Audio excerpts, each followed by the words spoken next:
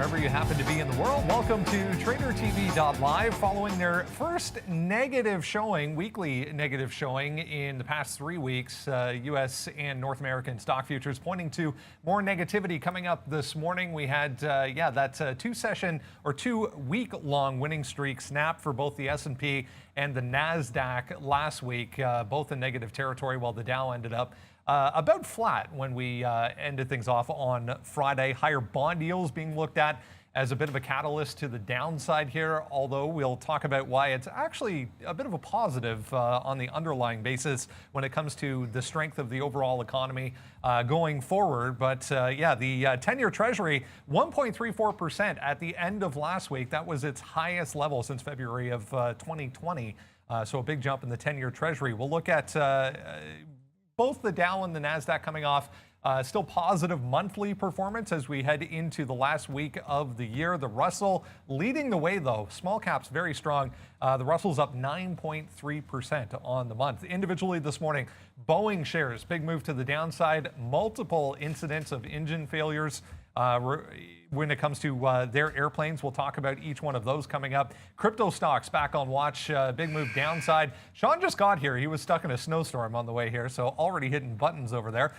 Big move for earnings last week for Twilio. Twilio downside this morning after pricing and offering as well. It's Monday, February 22nd, 2021. TraderTV.live starts now.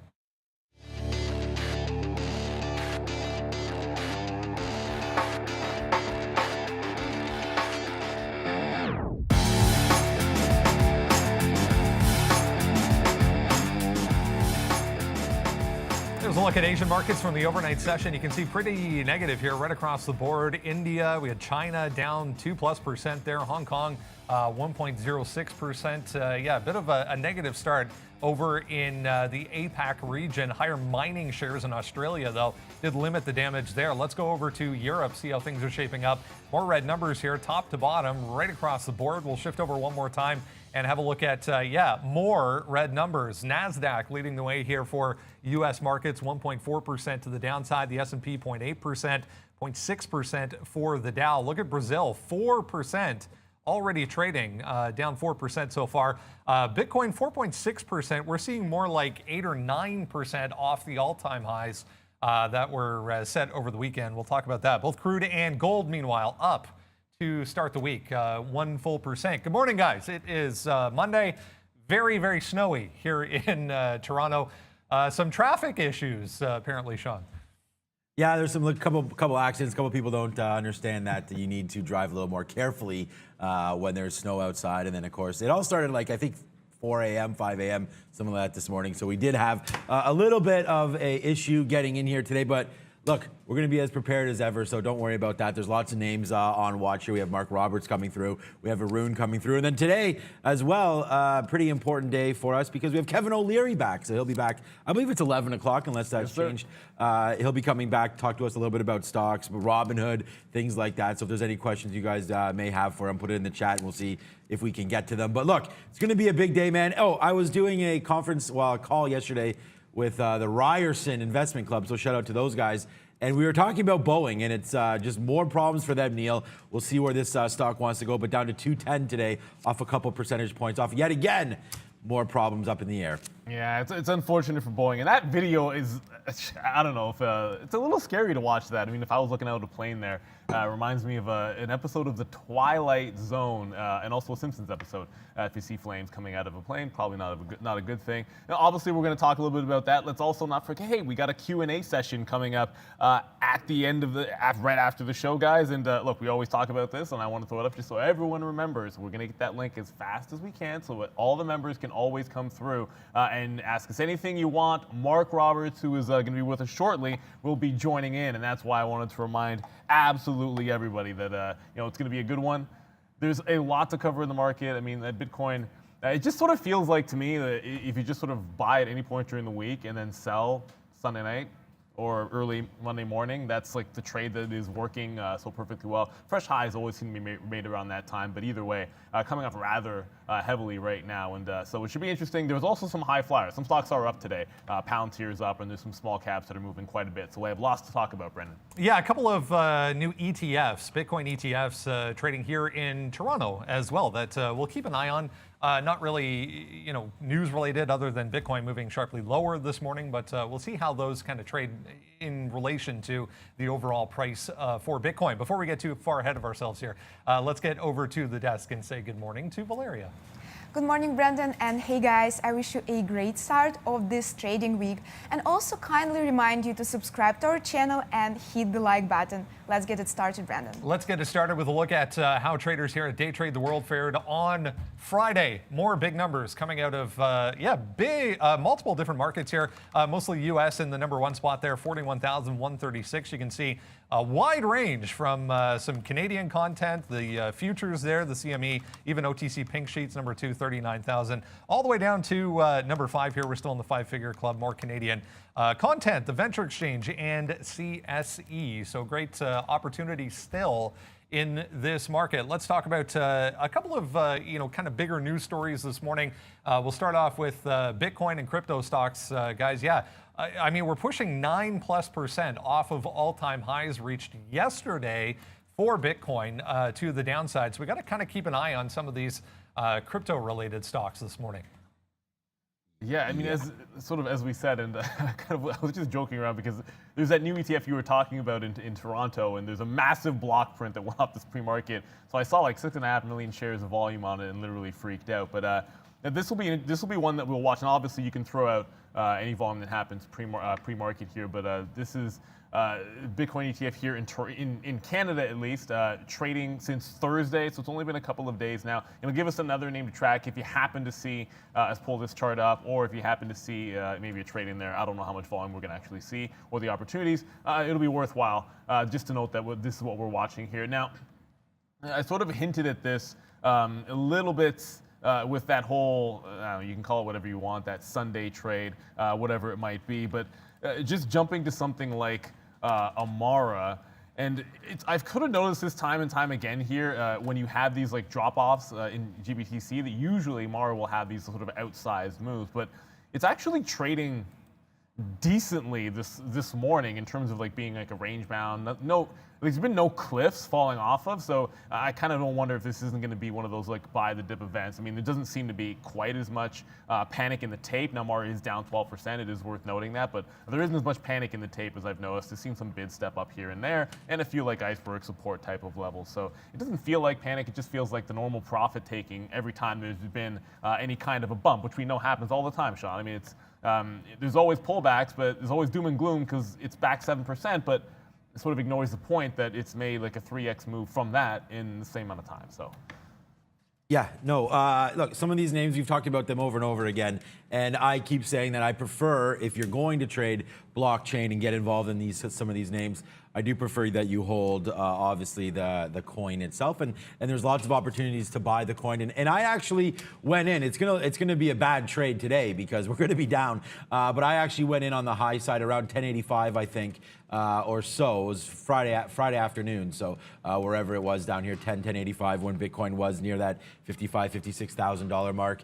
I got into this BTCBB. There's not much to show here, but it's the first ever ETF traded for Bitcoin, and true ETF where they're holding a proportionate amount of Bitcoin as to the fund's value. So it's different than Grayscale, and you can look that stuff up, how it's structured. But BTCC.B is for Canadian funds, and .U is for US. So I'm in this name. Let's just see how this goes. I think it's another way just to get access to the crypto market. So if it's a brand new thing for you guys, if you're able to trade on the Toronto markets, I would say get into some BTCC.B or .U if you only have US funds, because this is Bitcoin, apparently. We'll see how it trades. I'm not in it too heavily. I want to do that exact example, and I did get more secure with some of the coins this week and whatnot as well that I have. So you do have to watch out for the ever-going moves. And I mean, Brendan, you just talked about it, and Neil did as well, but like that 9% move down here for Bitcoin, it's found, I think, I mean, we'll see what happens, but It may have found a bottom at about 52.5. We touched down there about an hour and a half ago. It tried again to make it, went up to 54, bounced back off 52.5 again. So let's watch out for this 52.5 level on BTC here, and hold your cards close. But look, if you're an investor, then these are sort of the bumps that you're gonna have to go to. Bitcoin has huge drawdowns, Brendan, like 10%. You have to be comfortable with that. If you're not, then you're in the wrong game here. Just start investing in like General Electric or something. I think it's worth mentioning as well, Sean, something like an ETF that follows Bitcoin, not necessarily going to be treated the same as a regular trade or any other trade that you might be looking at a longer term basis because of the way that Bitcoin does move around. So as you said, 10%. To be expected. Let's bring in Mark Roberts here, president of Sun Lake Strategies, and get a look at what is going on to start off a new week. Mark, the last week of the month.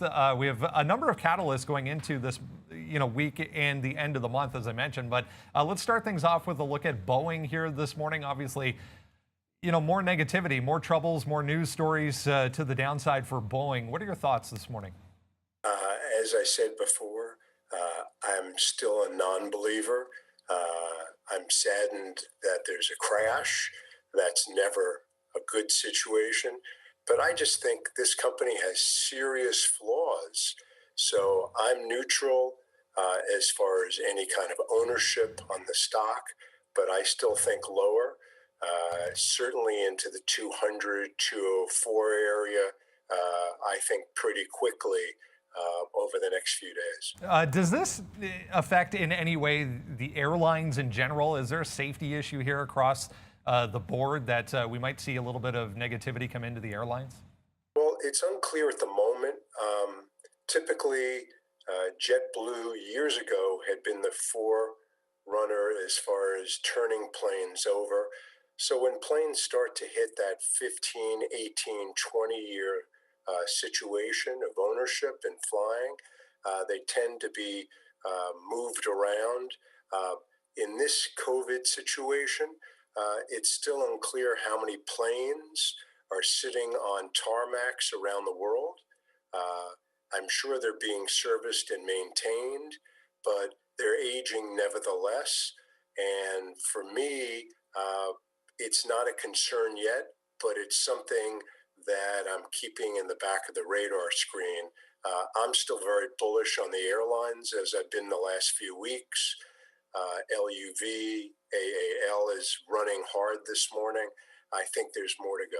As far as, I want to talk about SPACs a little bit here, get your opinion on this. Churchill Capital, that's been just a wild ride, to say the least, over the past couple of trading sessions, going back to the beginning of last week.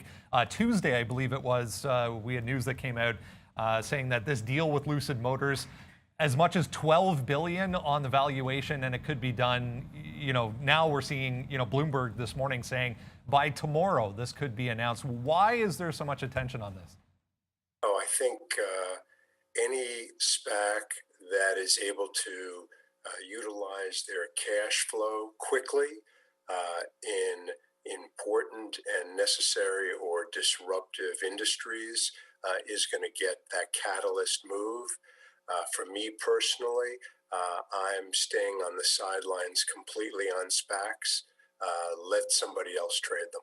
I tend to agree, but it's interesting because you see, I read over the weekend that there was 150 that came to market last week alone, which is amazing in itself. So, to see these individual, random names just popping up on huge volume, interesting. Where are you focusing on as we head into the last week of the month here, Mark? What has your attention today? I'm looking pretty much, first of all, I think the market has more downside. I think about a 5% down move from the highs of that 39.60 area brings me into the 37.60 area. We're at 38 and change. I think there's another 100 S&P points to the downside. You're going to have a lot of confusion in Congress with Mr. Biden's package. Nobody's clear where the votes from the Senate are going. So for me, I'm using the catalyst of looking for stocks with higher paying dividends, than the 1.4 on the 10-year, and good track records of management, i.e. Merck, maybe a Target, things like that that are coming down.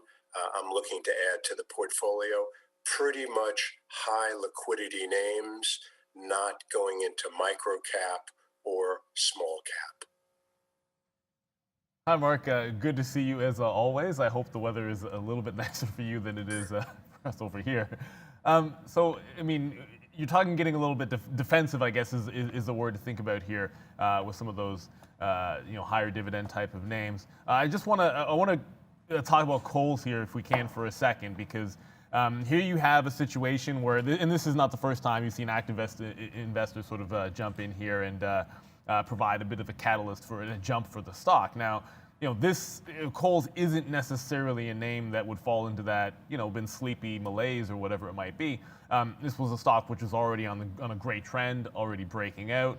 Certainly, I think it kind of goes both ways in terms of the recovery, and then you can also say, people maybe taking advantage of their time at home was to their advantage as well. So, where would something like this fit in? Because when you talk about Merck, that's getting, I think, very defensive. And where would something like a Kohl's fit into that? Where I've always loved stocks that go in sort of both directions, defensive and some growth as well. So, what are your thoughts here? Kohl's is a great company. I'm not in it. I wish I was. The story goes back quite a ways ago. Amazon had been looking at Kohl's from the chatter in the street, primarily as a conduit for returning, being the bricks and mortar. I've never ever thought that wasn't plausible. It just hasn't happened. But on balance, Kohl's is the leader in its space at the moment. Okay, so and I kind of want to jump to another name here, because I was going to say something else, but then you mentioned Amazon, right? And then the second you said Amazon, my mind went to Dish. Potential partnership with Amazon now. There was a slight bump that the Dish Networks had, during the whole ARK Space ETF thing, and then of course there's UFO already, which they're a bit involved in, at least in terms of being a component. But overall, it hasn't always been the prettiest look for Dish. Not able to make a full recovery, sort of from last year's highs. Trying to get there, and it's been very, very sleepy. It's not really getting much of a bump off of this news with Amazon, and whether or not they're able to be a competitor, a big time mover of the needle when it comes to 5G. And if this news is going to do it, I'm not terribly certain. And it's not really doing any volume off of some of the speculation either. So it leads me to believe that this stock might not be going anywhere. And I was already looking into reasons to try to pick this one up, and this I thought would be a bit of a catalyst, but it seems to do nothing pre-market. It is doing nothing. The volume is low. 36, 37 is a serious headwind. If it gets through there, it's got nice legs on it. Do I see it going back to the 5-year highs of 70? Highly unlikely at the moment. At this point, I think you trade this on any weakness to buy it. I would not be buying it on mini breakouts unless it gets through that 36, 37 area. Yeah, and I think that's one of those, if something catches your attention, right, and you think there might be a catalyst and it's not doing anything, well, patience is certainly going to be a bit of a virtue there. So I came in thinking maybe there'd be a better story there. There seems to be a better one here, and you mentioned the airlines. I'm just going to go to American here because it's doing almost 3 million in volume, and it tends to be a little bit more heavily traded, in terms of day trade and the active traders here. Now, it's sort of getting back into this 20, 21. Okay, can it push through? Now it's snapped up into this price, and these charts look like parabolic moves into this 21, 22 area each time, and then just harsh rejections. So as someone who's probably, definitely more bullish on the airlines than I would be, what are your thoughts this time when we get into this 20 to 22 range on American Airlines? Because we're basically right here, and each time it's been a violent pullback in the next day or so. Yeah, I would completely agree with that. I like to look at 5-year charts when it comes to stocks like this. It's doing what it's meant to do, and it's following the lead of the other airlines. The metrics probably are getting better, but here's the real problem. If you turn to your neighbor left or right and say, when are you taking your next international trip? Right. It's not happening for the foreseeable future. Domestic travel is doing well. Seats are filling up. People are moving around. That's all good. 5% of the population in the U.S. has the shot. That's good. But the international travel for these guys is just not back. So I stick to the LUV, the Alaska Air, and the JetBlues for domestic travel. Yeah, so aggressive on the domestic, and then you just sort of be patient and wait for what might be a dip back into like 17, 18 here on something like an American Airlines. Now, as far as the day trade goes, I mean, obviously, I think that does portend to maybe there'll be like a short off some of these peaks that we've seen maybe today or at some point this week. Mark, as always, it's an absolute pleasure, but I'm not necessarily saying goodbye to you because you will be coming back right after the show to jump into our Q&A. So everybody out there, if you want to ask the Stockfather a question, make sure you tune back in. Looking very much forward to it, Mark. Thank you very much. Have a great day. You too. Great stuff. Mark Roberts, president of Sun Lake Strategies. We'll speak to you again a little bit later on. Very good. See you.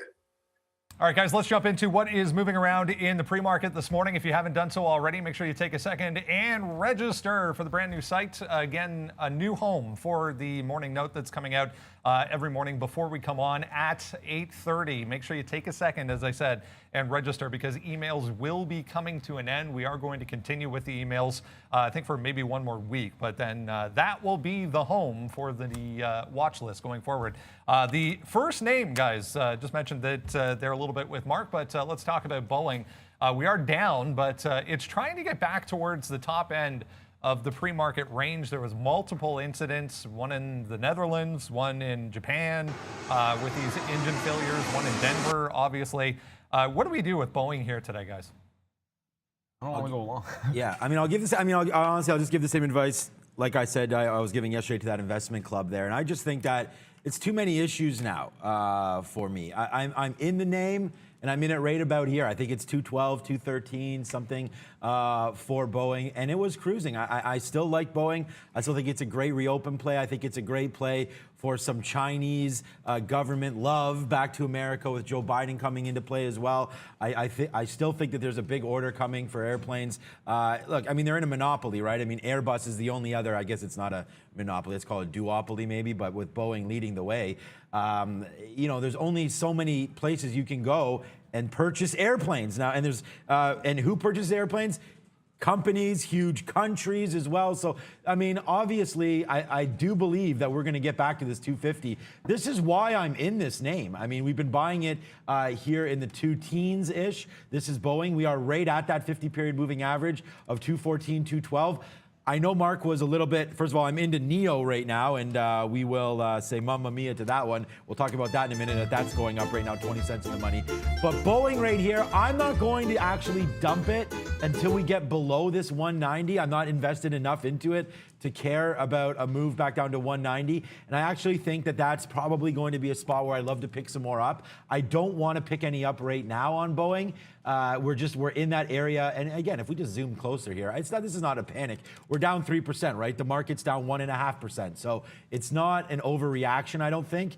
But if you look at the daily chart, you did have some give up here earlier on. We get up to 250 all the way back down. That's a decent move back, right? I mean, 50 bucks on 250. We're not going to shrug our head at 20% there. So all the way down to 190. I think if we breach this area, then we probably go back into the 160s. And honestly, unless this is a major story that I'm just not really knowing that much about, I'm going to stay away for now. You know, they've already been grounded, Neil. I'm not sure the number there of planes, but there are some groundings of these 777s. So if that's going to be a big impact, and I know some are still flying, right? So it's not every airline, it's not every air flight that's being grounded. So let's just see how it reacts. But I'm looking at this 190, and honestly, for today, it's a no trade zone for me because, like a no fly zone, it's a no trade zone until we see some confirmation of exactly how this is going to affect their business and what the FAA wants to do to them. So we're going to wait on Boeing, but I'm very, very bullish on Boeing if we can get back to that 200 level.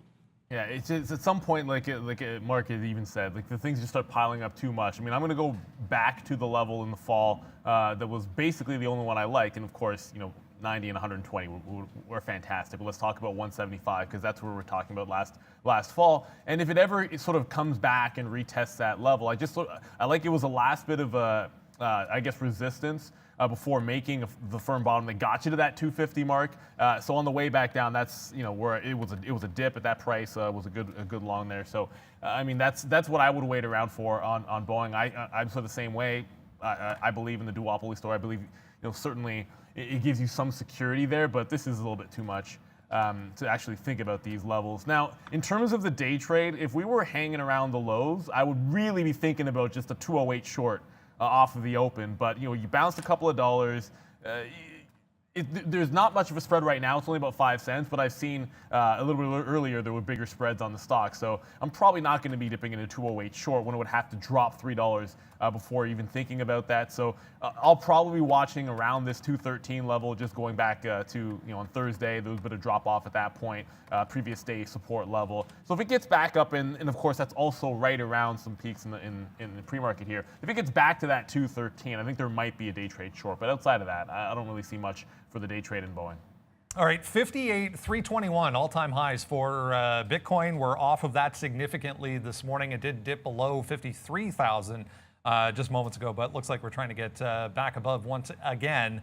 All of these stocks, including, guys, Tesla, to the downside about 3% this morning after a $1.5 billion investment into Bitcoin, which, kind of funny, also made them about $1 billion in profit, more than car sales did during that same period since they made that investment. So we've got to have a look at some of these crypto-related stocks today. Yeah, I mean, certainly. And I was just sort of showing Mara because I'm always sort of gravitating sometimes to this just because of the amount of volume that it does from a specific day trading standpoint. Now, as I said, and here's the other tricky thing about it too, and you've heard Sean Tate say if you can trade the spot, it's just a heck of a lot better to do that, or something which will follow a little bit better. Mara today is going to be short sell restricted, meaning you can only short on an uptick. You can't actually sell off that bid. It's down 13% today, and of course, being an equity, you have to deal with those rules. I was saying how there were some bids showing up even on this little fall. The first look for me was going to be, and these things will happen. I mean, 52.5, as Sean had mentioned, was a big level in the spot. You go back into the 19th, and there was a nice consolidation there. So if we had held that, I was looking to hold like this low of the day, and then if you could catch like a 38.15 on a Mara, that would have made a heck of a lot of sense to me for a bit of a bounce back. But for now, it looks like we're heading right through that 52.5 on the spot. So that support level has broken. If we actually see 50,000 today, I think that's just one of those situations where there's probably a load up long. So just know which name you're going to play. If it's going to be the equity, know which one you want to jump into, find a corresponding level that you're going to like. I don't have one for 50,000 on Mara. I'll probably be looking at like a GBTC in that particular situation if we ever saw 50,000. But at this point, you have to at least file that away in the back of your mind because that could be an awesome bounce opportunity. Okay, I'm just putting there in the chat. You guys could probably see a little bit there. We just did a nice little trade going on NEO here, breaking that 54. We went double long. You can see a couple longs there because we missed the 54 break, so we had to pay 9s. This happens when you believe in a trade, right? You miss the break, and then we buy 9 or 7s, I believe. What do I have now? And 6s. So I think it was 5s and 6s, something like that. Out right there at 39, and now we watch it go pop a wheelie here for Neo. So right there, a good trade there. Look, I'm most excited, so that's a good trade for Neo. We'll go look. I mean, I wish it broke earlier or later, actually, once the market actually opened up. I didn't want to talk about this new ETF, BTCC by Pulse ETFs here. So you're going to see it .b or .u. And the reason why I want to bring this up is just because I'm very, very interested to see how this trades today. We're going to watch it against crypto. We're going to see how it trades. This is BTCC.B. It's the first ever ETF brought to you over here on the Toronto Stock Exchange.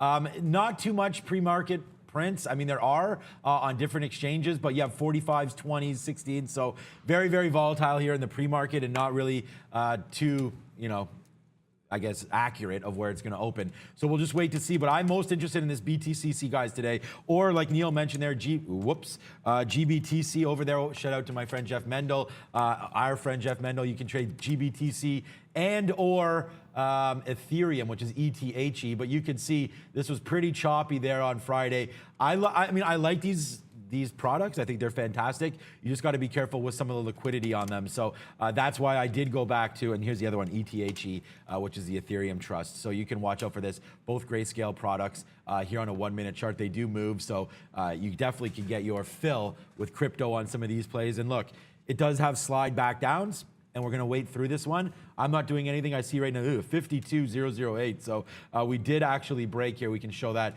We did break that 52.5. So yeah, I don't know what as a percentage what this is down right now, but CNBC is showing 8 and a bit. So we'll wait to see. I mean, it's a 24/7 market, right? So just a matter of when you're looking at it. Bitcoin in trouble today, Brendan. All right, guys, let's have a look at the overall market here. We'll bring Arun in, have a look at the futures, see what we need to be aware of. We're kind of below bottom end of the range here from Friday, Arun. A little more negativity today again.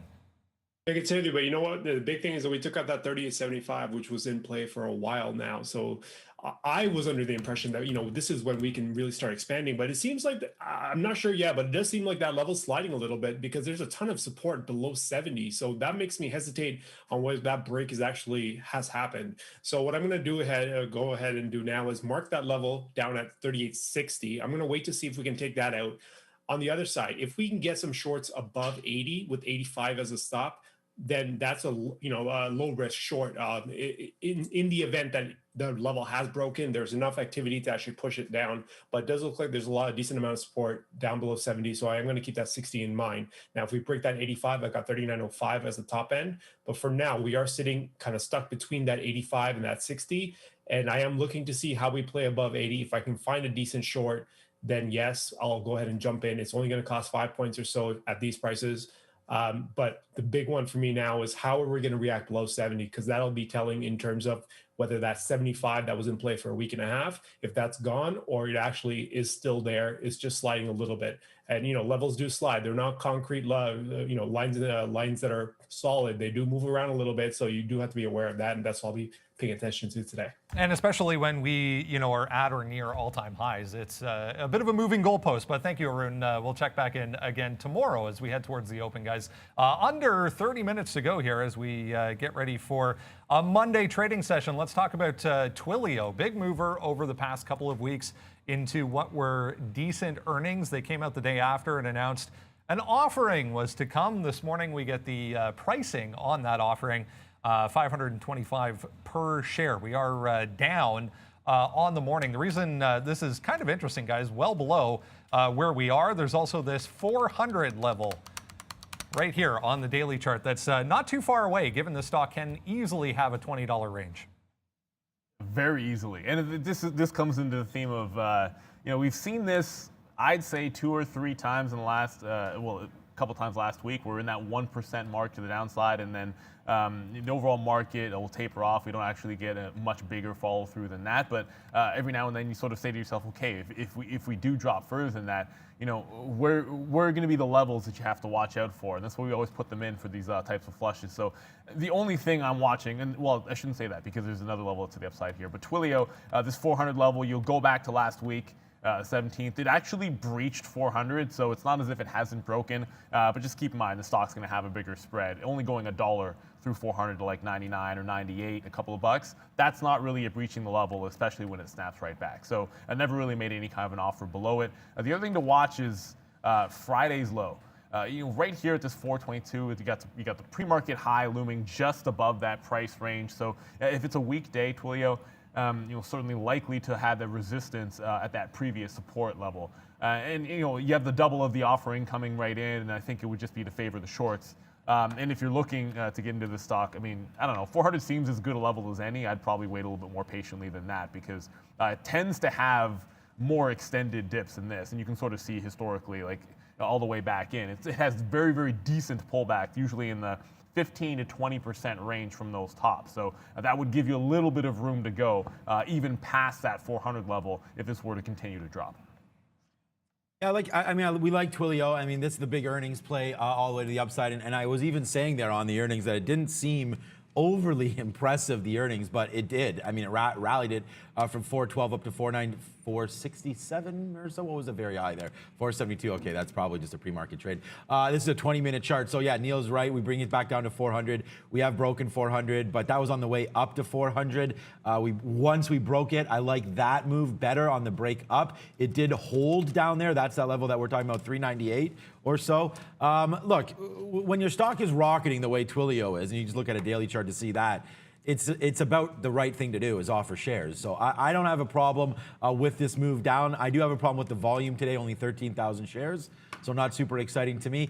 I'd rather look long than short, but I do have a feeling this is going to be a short day. And I just mean on Twilio. I have a couple names that will look to short as well when the market opens up here. But for Twilio, for me, it's going to be a pass right now. But we will wait to see. And please, guys, let us know. And maybe I'll put a low bid to get picked up, because if we do come near this 400, I think I'd rather defend the 400 and try to go long. Maybe I'll just put a bid myself, like 404, 403, something like that, to see what happens. And then you don't give it this very bottom. You may have to hold it even to 395-ish or so. Let it see what it wants to do with this 398. So look, I'm bearish on the market and I'm bullish on the company Twilio.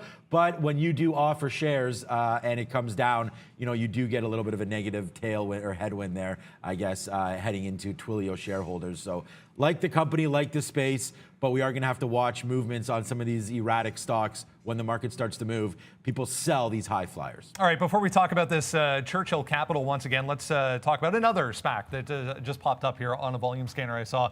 Enovix Corporation going public. This is a battery maker, although it looks like, as I take a first pass through this, not for EVs. They make batteries for cell phones, radios, watches, things of that nature. Gonna go public here with merger with Rogers Silicon Valley Acquisition, which is RSVA. Just popped up 22.5% on that news. So you can have a look at RSVA, guys. But let's talk about Churchill Capital. Very active once again here in the pre-market this morning. Very volatile week. It was halted late in the session on Friday to the downside after a big move up. Bloomberg reporting this morning that this deal could be announced as soon as tomorrow. $12 billion possible merger with Lucid. Yeah, the volatility in the stock. Yeah, go ahead. No, I was going to say the volatility in the stock is essentially through the roof, and it's like finally get something in terms of potential announcement again. If we don't actually get that by Tuesday and we haven't taken 65, that's going to be a definite resistance point. Well, I want to say it's the only level I wrote down, but I did have one deep to the downside, which probably won't come into play. But I think this 65 is going to bear watching.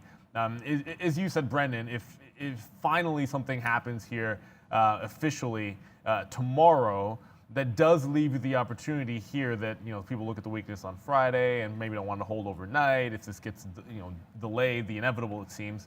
And that kind of weakness could result in one of those like opening type of like fade plays. But I would only take one shot at it in front of the 65 level. And of course, I'm talking about Thursday's high. It's not actually Friday's high. So it looks like we're going to test that rather soon. It's been incredibly strong in the pre-market. As I said, there was a level to the downside, this 56, 65 area, just sort of looking bang, bang, bang, that I wanted to watch on a pullback. But that's now 10% away. So I don't think that'll come into play unless it's just a gigantic sell-off like it was in the afternoon on Friday. So it's a 65 play for me. If it turns around there at the open, I would fade off that level, and then you're looking a gung-ho breakout through that price. Yeah, so yeah, exactly. I mean, there's some good analysis there on price levels. The only thing I wrote down, you guys, here, I'll put it over here. You can see there. Whoop, I'll put it over here. Where was it? 60, there it is, in the middle there, 62.50 for CCIV, and we've just cracked through there. The reason why we liked that 62.50 level was just basically right here. We topped off 62.50, what day? I mean, in the pre-market, I guess that this is Friday, I guess. I can't remember what day it is. Monday. Hey, welcome. It's Monday. 62.50 high there. It topped off there before when it broke. It did go to that level, and Neil's talking about 65.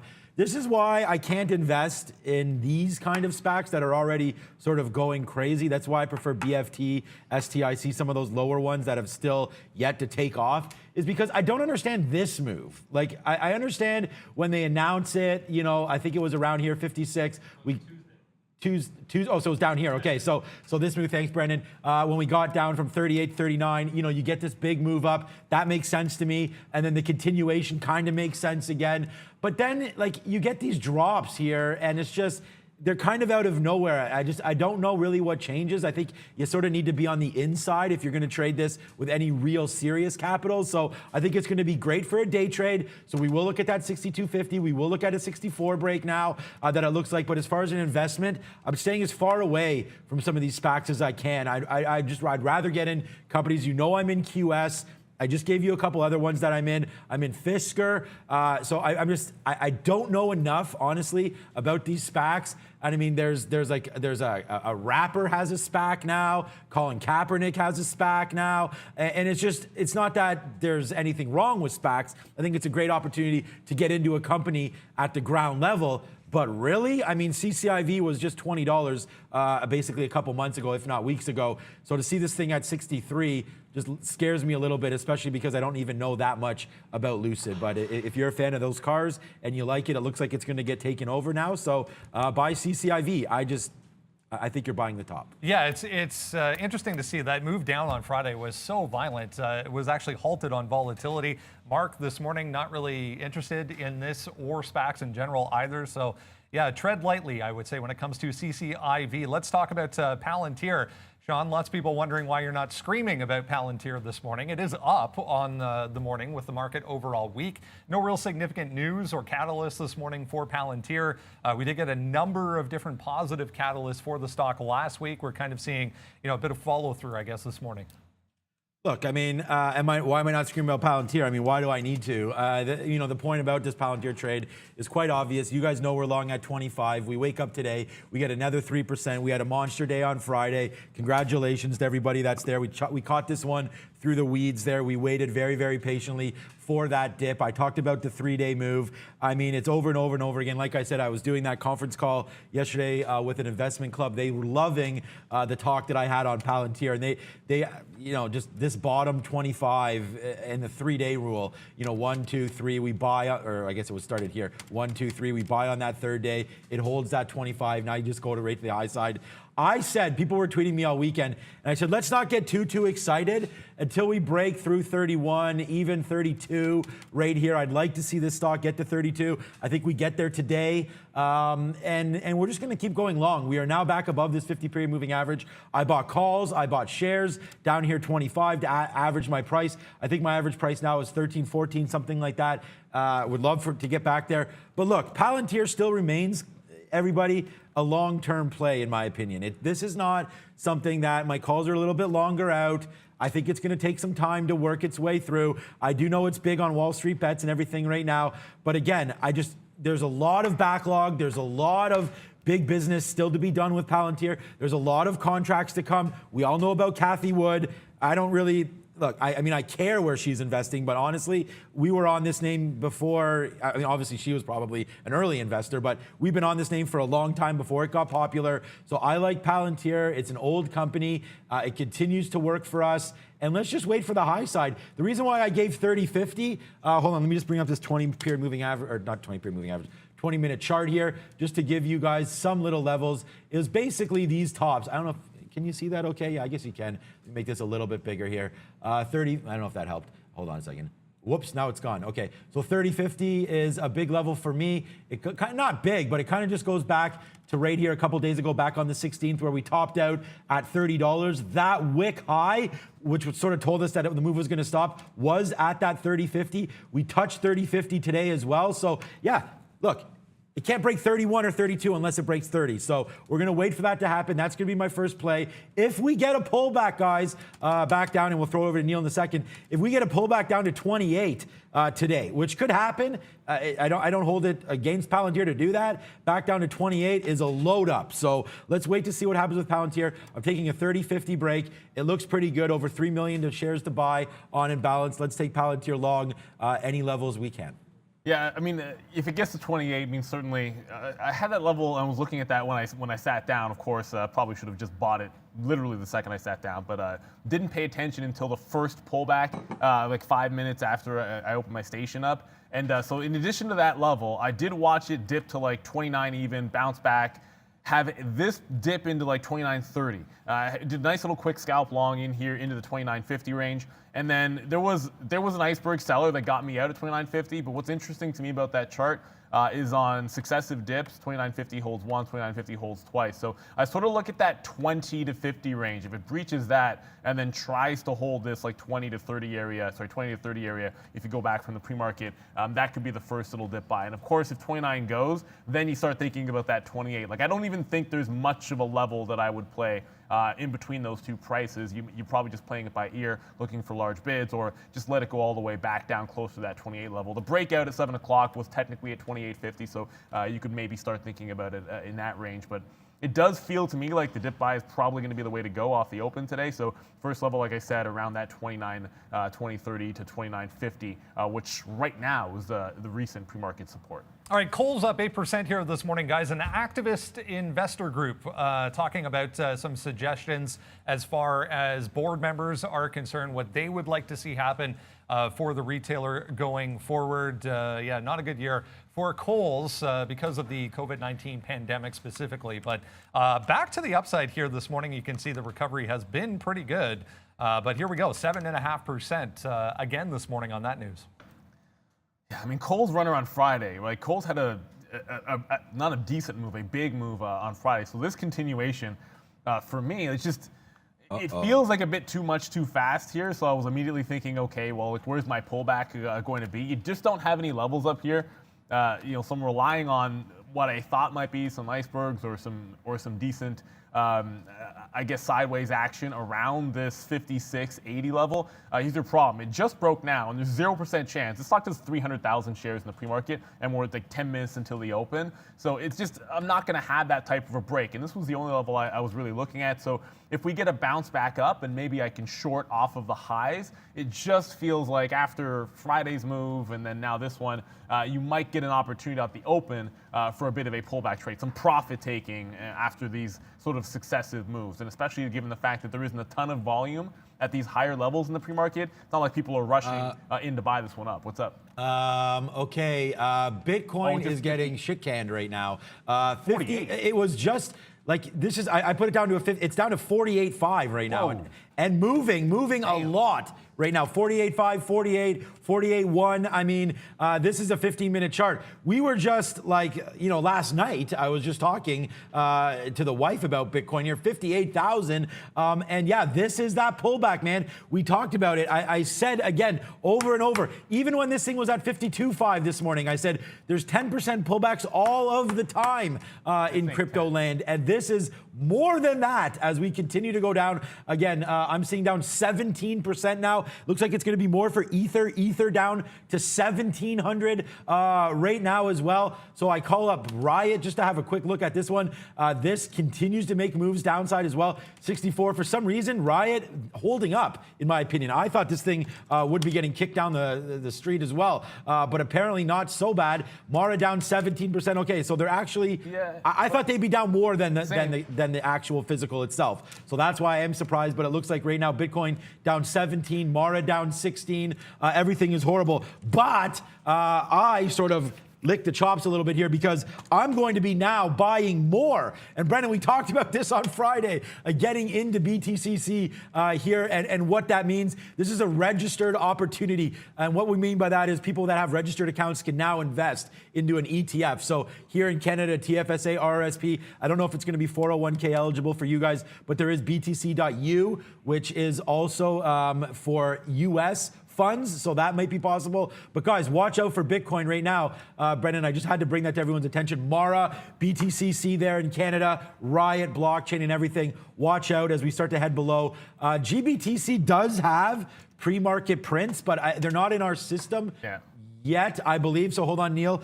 Before I throw it back to Brendan, guys, I just want to show you guys what GBTC is doing because they do have it here on eSignal. So an accurate price right now for GBTC, it looks like 49, 49.50, and making moves down. It was just $54, $53. Actually, it closed at 57 on Friday, down to 49. So Brendan, if you have a seatbelt up there, buckle up. Because yeah, going to be volatile, it looks like, for crypto names. Yeah, that BTCC.B printing 950s, 964s in Toronto. It was $11 back on Friday, so it's pre-market though, so not a lot of volume. I just had a look at this one as well, guys. MicroStrategy, the other one, MSTR, only 10.3%. If we're looking at 15, 16, 17% on the rest, this one kind of holding up a little bit better off as well. Obviously, this one has been on a bit of a tear also. So yeah, buckle up for what is to come possibly on crypto markets. Got to talk about XPeng here, guys. Let's get to EV World. Sean, you were looking at NEO earlier. XPeng was a little bit stronger in the pre-market. We'll have a look at it coming up here. The Chinese electronic maker Xiaomi came out over the weekend and said they are now also getting into the EV space. So this group continues to expand. Their shares up huge on Friday on that news at the end of the trading session. Yeah. Sorry, oh, no, Go ahead. No, I was going to say, I was just looking at the spot got back to 50,000. I just punched and missed on Mara. So I was talking about Mara because of the liquidity, and I just missed a chance to get in at 30s, and it was immediate, like 40, 50 cents in the money. The lockup is what is interesting for me when it comes to XPeng, the lockup expiration of tomorrow.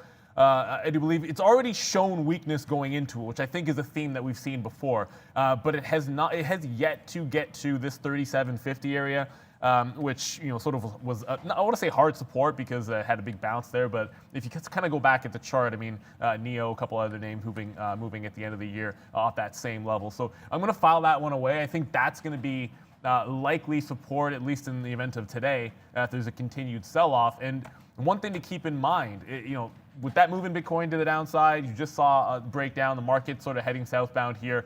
I mean, it does feel like money flows out of everything at the same time today, these days. It's not as if you have these weird pockets when these names sell off, they tend to go together. And pre-lockup expiration, I don't know that XPeng is going to be any different. This is a level here for me, 39.50. You can see on the pre-market, it hasn't been able to break through. I'm going to take this short. No matter how good it is, I think 37.50 seems like a bit of a line in the sand, and I really think you're not wrong until this thing breaks 40 even. It's too obvious here. Like 39.98 is literal pre-market high, and then you have this level at 39.50. I mean, it's even if on that trade you think it's a 50-50 shot, the risk to reward makes sense to me. And then on top of that, you have the expiration coming tomorrow. Another reason to think about that downside action.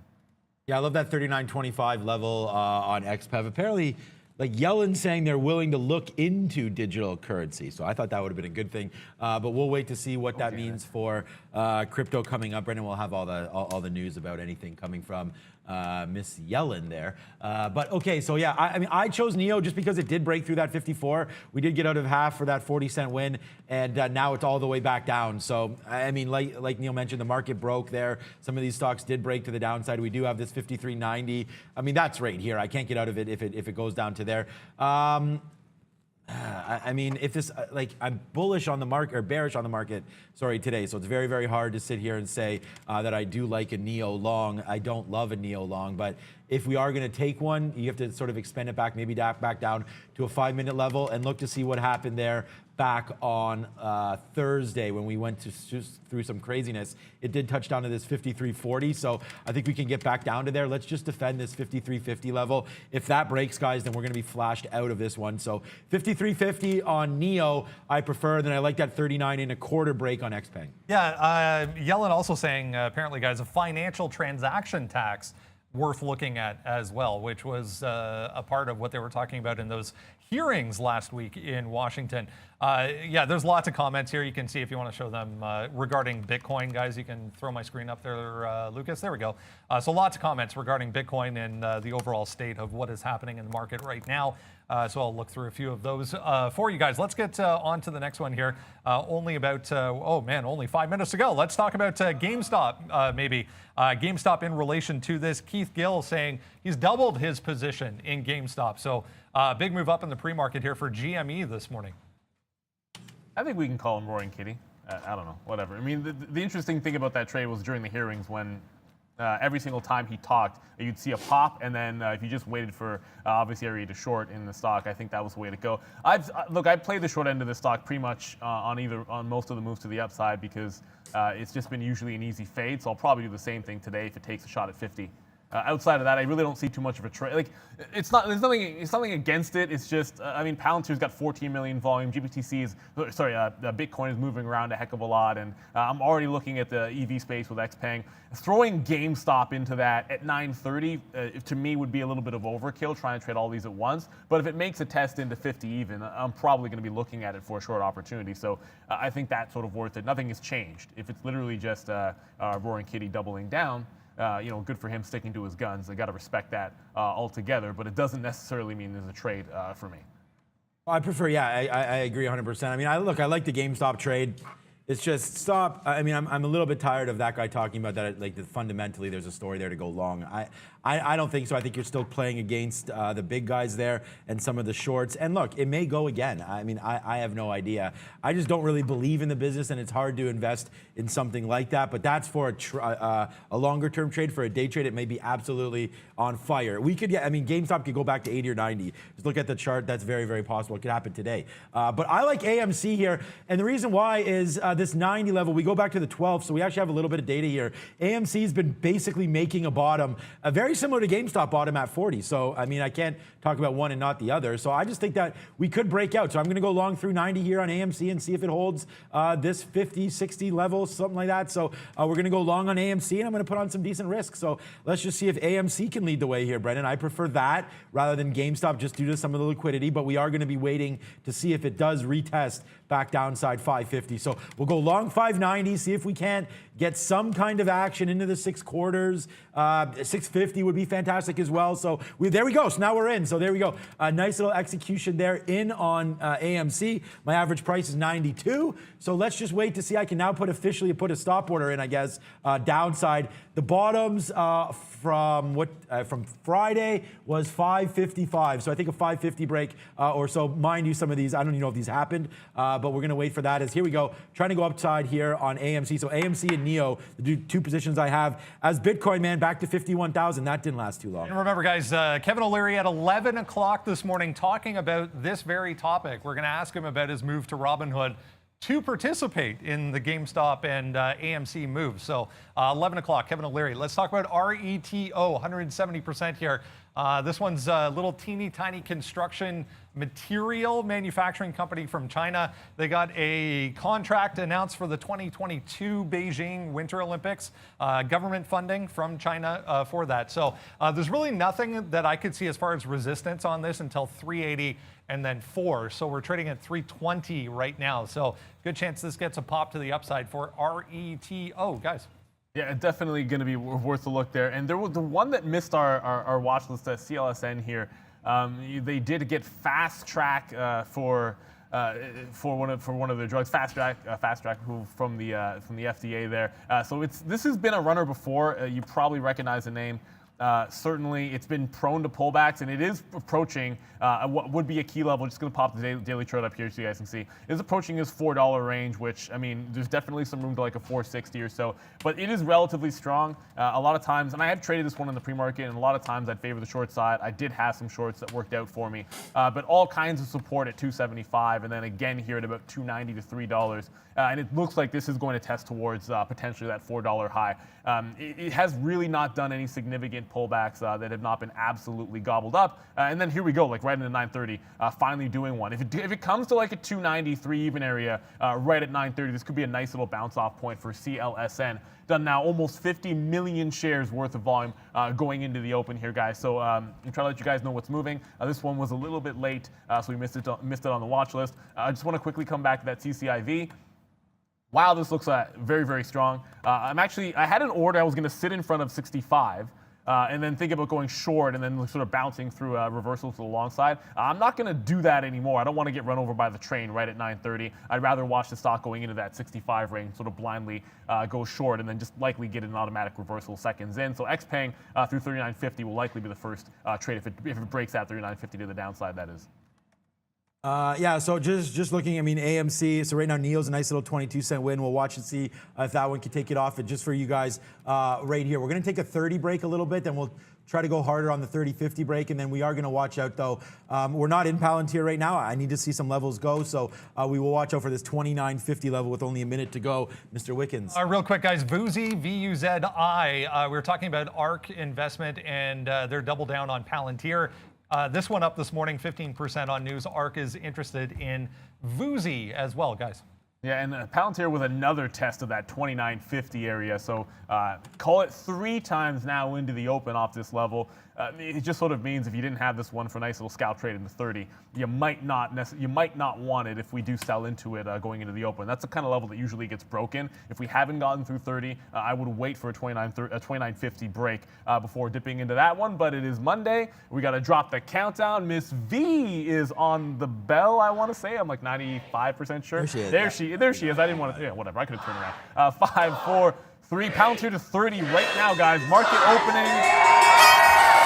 All right, let's see some Palantir love right now. If we can get it above 30, we'll take a little bit here. And then we already told you what our expectations for this one was. Up to 31, 32, I think we can get there. But we are going to wait for 30.50. You can't get anywhere until 30.50 comes, right? So we're going to wait for 30 to break. Hopefully that happens soon. And we'll get that. If not, we'll test a little bit downside, but not a hell of a lot, man. If I get filled on the way down without breaks, it's not a lot of shares. So just be careful with that one. You will see my Palantir come through. And then here we go now. AMC coming back to the downside off that 590 break. So maybe there's nothing to this, but we're holding. We'll give it to 550, guys. Yeah, and that RETO that Brennan was looking at, immediately looking like it wanted to test that 3. It broke and then slammed to the upside. If it fails to get through 325, I want a 3 even short on RETO, but it's very, very range bound here, and I'm not going to play inside of the range. Let's look for that 30 break.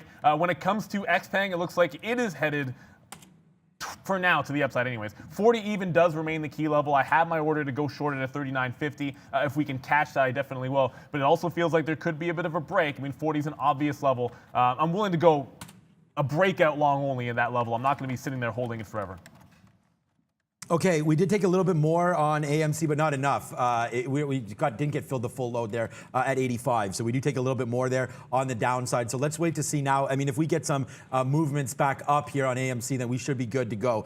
Really the only position that we have right now, AMC, so we're going to wait on that one. Neo dropping down a little bit. We're going to wait for that 53.50 level to come through. And then other than that, man, we're just kind of cruising right now for a bruising. Let's just check on Palantir quick to see what's happening. It's right at that 30 level, so we're going to get knocked in here if it goes above 30, and then we'll see what happens next. Stop 30.50 is my guess.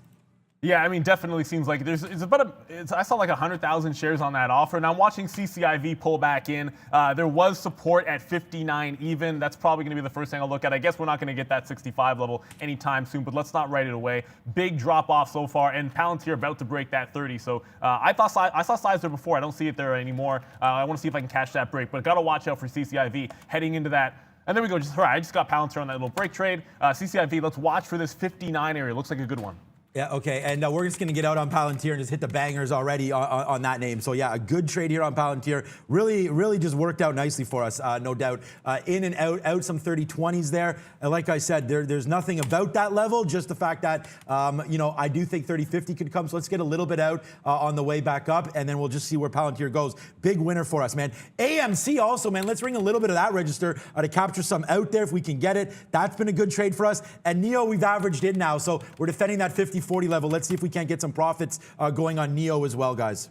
Yeah, and definitely going to be a good one for me on Palantir. I'll get to that in a second because CLSN is also breaking down. Remember, 290 to 3 is first support. It just bounced off that level. I'll be looking to see if 320 holds. And if 320 actually holds, that's going to be a good area to think about going for the short side trade into that 3. But that's a big sell-off. CLSN, big sell-off off the open. And then the same thing happening over in CCIV, guys. So bit of a rollover, despite the fact that the market bounced, and it was in the small cap names. And then, of course, that SPAC.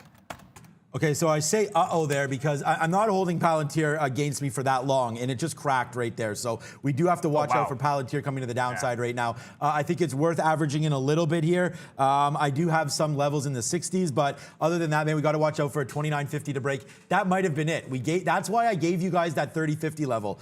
We get as high on that break as 38, and then we completely stop. So we did take a little tester there at 30. You saw me get some shares out. So now let's just see on the upside where we can go from here. NEO still waiting to fade through this 53.50 level. Just make sure that I do have a stop. So let's wait to see what NEO does now to the downside. But that's making moves southbound. What's up, Brenda? Right on cue almost, Sean. BFT, big opening print here. Not a lot of volume so far coming in to follow along with it, but monster print to the upside at the open there. 2% for Foley Transamine, guys. Yeah, finally. We love the fintech space there. And again, we talked about CCIV in the open, and I told you I liked BFT a hell of a lot better than that name. So CCIV anyways. I don't know if it's going to have the same kind of moves, but I do like that name, CCIV. Let's see what that can do. Or sorry, BFT, PaySafe, fintech space. You saw PayPal, so that's why we like it. CCIV still up 17% though. Yeah, let's do some, frying up some profits. CLSN immediately tries to bounce through that 3 even, doesn't even get anywhere close to that 315, 320 area. So grab the little fade trade there at 304. I'm going to start taking it out. Now this, obviously that 290 area, you'll see me take profit in front of that. There was this support at 275. That's an obvious area to think about. Almost getting everything out, I would say, because if it holds this, there's a good chance you retest 3, and I can always short a pop on the VWAP. Sean, I got out of my Palantir when it broke that 75, and every time it broke lower, I mean, it's a breakout trade, so I don't want to hold the last 10% too far, but this 50 is a big level. If it breaks this, we're already talking about 20s to 30s, and then from there, you're looking at that 28 that you mentioned. So 50 looks like it's not going to hold for me here. There was basically no size in level 2. There's nothing to show you. But okay, maybe it is going to hold. I might take, if we get to like a 55, 60, I might take one quick little shot there on Palantir. But XPeng just broke to the downside, so I just got that in. Oh man, I didn't get any 39.25s there. No. What? How no, down? 50s. Oh, broke 50s. Okay. Yeah. So Palantir does break, guys. Now we're holding light. We talked about that was going to be a warning spot for us. Palantir does break, and we get out. So the same play I think is what Neil was talking about there, trying to defend that 50 level. It does not happen. I said if Palantir can get down to 28.50, that would be something that we'd look at even closer and closer. So just watch out, man. We talked about this day being negative, and Palantir is a longer term play. So the fact that we're still up today, I think is nice. So let's just see about some of these bottoms. Looks like 28, 29, 28.80. Worth dipping some into, but the story's not over here on Palantir. This could go down a little bit further, but it looks like we have some size at 29 here. Yeah, I mean, I'm just sort of getting my orders locked and loaded to take, and I just got some at 03s on Palantir to defend that 29. And this is why you have to have some levels when it comes in. So it breaches that 29, 50 to 30, 20 area. It bounces a little bit further down than what I expected, but if you're playing the dip, sometimes you have to be at least a little bit aggressive. So 03s, just got some out at 35. Well, I don't even know which key I just hit there, guys. I guess that makes zero sense. We'll shred up some profits. I guess that's a bad one, but it's the first one I could hit because I'm watching the keys here. I have, again, just like 20% left. This was a buy the dip, and there was size on the bid at 29 even. Just wasn't quite fast enough to be able to show you guys there. XPeng going the other way, though, so could take a hit on that short. Like I said, 40 was going to be the obvious level. So we go short when 39.50 breaks, and then instantly it's taking out 40 to the other side, guys. So it's one of those. If you can't beat them, join them. reverse into the long trade in XPeng.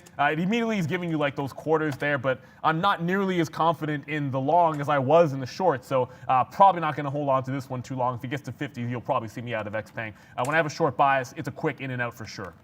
Okay, yeah, no, I'm, so you're short bias there, yeah. So I'm into Neo right now, so we're just gonna wait to see if that has any sort of love for me on that side as well. So we are into some Neo right now, just waiting to see where that goes. But AMC's been some love for me too. So AMC, a good trade now, man. 92s, 84s, upside getting out 04s, 05s, big time trade there. I was not able to get, my best in was 30s there, as I was talking about it too much. I wish I would have had some downside orders, but now Palantir back to the upside, letting our day keep raining in here. So it's been a good one, man. 16, 17 cents now in the money on AMC, guys. 50 cents now in the money here on our friend Neo. So let's just keep on ripping these stocks to the high side. We're at just one-time daily goal right now, looking to add to this. And Palantir continues to run, guys. So it's now at like 29. It just broke that 50 to the upside. And for me, I saw a bit of a pullback here. I'm going to take advantage of this little consolidation right around that 29.50 to take the last out. If I'm buying that little dip, I mean, it's going to be quick in and out trades for me because 40 million in volume on a $30 stock is absolutely tremendous. You're not going to get any better than that, guys. So let's break the piggy bank as many times as we can on this one, a particular stock, and then look for the next entry point. If it continues to the downside, remember 28 to 28.50, 28.50, big level in the pre-market. So if we dip any further, I'm going to like that. But Palantir already a quick 2 for 2. Brendan? I mentioned this one right at the open, guys. VUZI, V-U-Z-I. Initial selling came in down to 20, but we're right back towards these pre-market highs here. 21 was that last little wick there for VUZI. Churchill also just popping up to the upside, guys. All right, yeah, Churchill, yeah, no surprise. Whoa, what just happened to Neo there? 54.30. Oh, we took a big winner on Neo. That's what happened. So a nice little win there on Neo as we just got them all out there. 54.30 on the high side. Monster win, Neo. Bang, bang, bang, bang. We actually had an offer up there. I was just hoping to get it, and it just filled in. So great trade there on Neo to the upside. Fantastic. This continues to go. Just took some out 10s, 11s. I said I preferred AMC as to GameStop. Just more comfortable for me. No other reason. So now we're going to watch that one. And then we are watching, Neil, the same thing as you, man. Our Palantir failing a little bit now. So we do have to watch out. Back down to 29.35. So there is something here with Palantir. I'm just not sure how far this one wants to go to the downside. So I'm very, very careful about this 29 even level. I don't want to put real or any big time capital into this name just quite yet, but good little run. I'm glad you picked that up. I don't have quite that price. Yeah, I mean, it's trading at 25. I'm still thinking about where that next long is going to be, but I got to go back to CLSN. It's coming back to that 304 entry that I had on that little pop. It never gave me these 280s here, but if I'm going to be shorting every single pop, VWAP stands here at 310. There was some cover at that support at that 320 level. That's why I liked it. So short in front makes sense to me. And you know what? I always do this. Where I'm sitting there thinking about the exact price that I want. Do I want 96s, 97s in front of 3 even? As I'm talking to you guys, it already drops 3 pennies. I'm not going to chase it. I want it more in front of that 3 even area. So I'm going to try to stick to my guns when it comes to that particular stock. Need to go back over to Palantir because if it's going to make this dip into 29 again, it sort of behooves me to have a quick look at it. And there's the actual break. And the breakdown trade, no good. I got slipped. That is crazy slippage, John. I just got slipped to 92 on a 29 even break. Brendan? Energy stocks real strong, guys. We saw oil up about 1% in the pre-market there. Take your pick. Any of these moving to the upside in a hurry here. This is just Halliburton. Just broke 20.5 there for HAL. Okay, so actually, Neil, I don't even think that's that bad of a slip, to be honest with you. When these but levels, on Palantir, 8 cents? Yeah, that's good. When these levels break, man, it's disastrous. Palantir can open up huge. So not bad, but there it goes. It goes down in the 70s. I'm still waiting to build a stronger level a little bit lower than this. We are in it, so but I'm holding a little bit now, Palantir. So just watch out, man. I mean, here comes the slippage downside, 28.70. I'll probably start digging in a little bit here at 50s, but ultimately, if a 28 breaks, man, we got to get out of this one. So that's Palantir for us. We build it a little bit down here and see if it can bounce a little bit. But watch out for this market ad for Palantir here, guys. Yeah, I mean, like I said, I got those 92s in the first leg out. I was bidding 90s, thinking I had like 97 or 98. So I actually took a penny hit on my first exit. And then it goes down to like 72. Now, 28.50 big level. So I'm going to get out of the short if I like to defend the long, obviously. But it does feel like we're going to see that 28.50 at some point, and it could be faster, at least than I was anticipating there, guys. So we'll have a quick look at that. I wanted to go to Boeing, and I know it's in the news. The only reason I'm bringing it up is because clearly there might not be a trade. I thought we'd sell off at least a little bit on Boeing today. It's actually heading back up to like 215. So I mean, I'm sort of throwing my hands up in the air, and it's very unlikely that I will trade that one today, given the fact that it's not making a ton of sense to me. And again, we don't really know how much it's going to affect the business here. This is not maybe as big news as we thought here. CCIV tried to get back to this pre-market 63.50 high. 65 remains a big level, but it has to break this first. So double top in the pre-market, makes a nice low, never even test down back at this 59. Let's look 63.50 break and just scalp that into 65 even, which looks like a solid play if it can get there. Brendan? Gore's holding, another SPAC here moving this morning, guys. This was mentioned back on Friday on CNBC. There's also, it looks like Guggenheim money in this, but this one, GHVI, ripping again today. 24 up to 27.50, almost 28 here for GHVI, guys. Yeah, everyone loving that Gore. I mean, I don't know much about that, but thanks for bringing that to our attention for sure. That was a good one. Look at AMC, guys. I mean, a big trade, needless to say here, on AMC, up 35 cents now and still going. So we're loving AMC to the high side right now. It looks like it has that 60.25 there, $6.25. We'll see if it can break that, man. We're long at 5.89 right now. So, I mean, look at these pickups down here on AMC. Bang, bang. And now we go to the high side. So more money to come, hopefully, on AMC. Looking good, man. Palantir, back to 29, so we did take a little bit of love there in the 80s, but again, this name's still more to come here on Palantir today. It defended some of those bottoms, and yeah, we're not screaming Palantir. I told you I wasn't super excited about this name today, but it's a good one anyways. Neo, great trade out there, 54.30. The double outs off some of these bids, those were good trades as well. Let's just see if Palantir wants to make its way back, and then we'll have a little bit of a winner. Yeah, and going to go back to this RETO stock, so it does make a bit of a flush there off the open. It gets through that $3 now. There's consolidation below, so it's similar to that CLSN. A little farther away from VWAP, so I might be a little bit more cautious in taking those 90s and then maybe get out at like 3 and then let it test back up to like the 10 to 15 range before really digging in. Speaking of CLSN, that's now at 280, so we took even more profit out of that one at that 304 short. Never got the reload there. Let's try to stay at least a little bit aggressive. RETO does have a 270 level that I think would be a good place for profits if I got 3 short. Brendan? Just checking on Roku, guys. Not seeing anything significant. Looks like a couple of analyst price target increases this morning, but another nice day here for Roku, 460 up to 480 after earnings last week, guys. Okay, yeah, we'll look at Roku. I'm just give you guys an update here. I'm going to get some more out of AMC. I mean, look, I like the stock here, but it is bouncing around this 15 level. We've already got a nice little win there, so let's just count that money on AMC. There we go. I didn't get any 15s there. Looking to get out some 15s. We'll see if we can grab that. Palantir trying to bounce back, man. It's tested 29 a couple times. My average price 29.50. Willing to lose about $1 and change on this trade. Downside through 28. So we'll keep trying to average in and see if we can't catch some of this upside now on Palantir. I think 29.50, it's funny that that's where I'm averaged in. I think there's another breaking spot upside if it does come breaking back through 29.50. So let's hold on to Palantir and see if we can have a decent day, even though right now it's not looking that way. But 29.50, I like it as it's coming back up. Yeah, and just going to go back over to this CCIV. It is again failing off of that high. So it's tried a couple of times here. I'm probably going to be looking at this 59 level in a different light. If we haven't taken out the 63.50 top, maybe it goes floodgates again. So let's look at that 59. If it breaks that, let's look for a bit of a short trade. I definitely like the breakout a little bit better given the trend, but you can't ignore what happened on Friday in that stock. It just showed a lot of weakness there. Going to come back over to, if I can, GameStop. I know some of you guys are looking at this. Never made a test into 50. At least so far, the only thing that's happened is a failed break of the pre-market high that immediately snapped back down. So 47.50 is that number. I could look to short off of this level, certainly. 50, I think, is going to be the bigger one, but I'd take a shot off 47.50 if I saw some size there. Okay, so I mean, Palantir's trying to go. We got some out in the 30s, or sorry, yeah, in the 30s or 24, ahead of 25.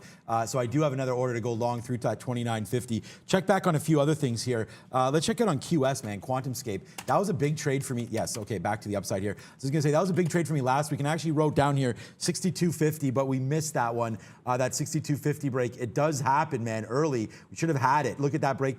There it is, who cares? Look at that break to the upside, though, as we go on QuantumScape, 66, 67 now. I think you can have some levels near 70, but that's a little ways away. We still got to get there. I'm still holding my breath, man. AMC all the way back. We get out at 15. Now we're pretty light on this name, so AMC's been a big win for me. NEO's been a big win for me today.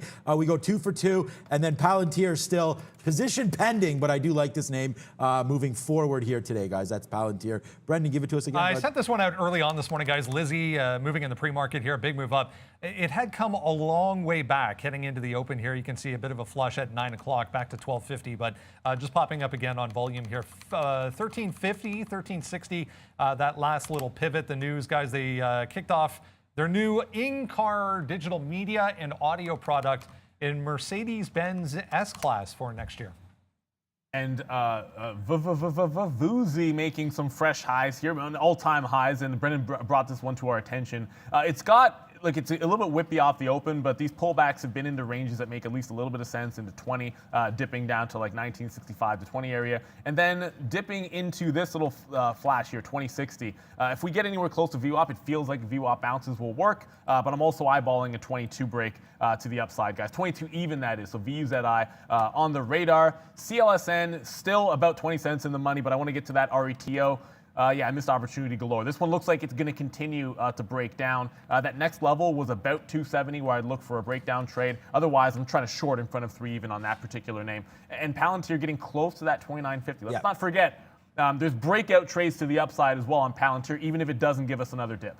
Yes, for sure. I mean, I like this Palantir. We talked about it. Now it's starting to go, so we're back into the money now. Through this 29.50 would be very, very nice. We have gotten some out, though, so I don't want to act like we're still holding the whole load, but not great trading on Palantir for me yet today, but I do think that we could break higher here, 29.50, and then we'll start to celebrate, hopefully, a little bit of victories there.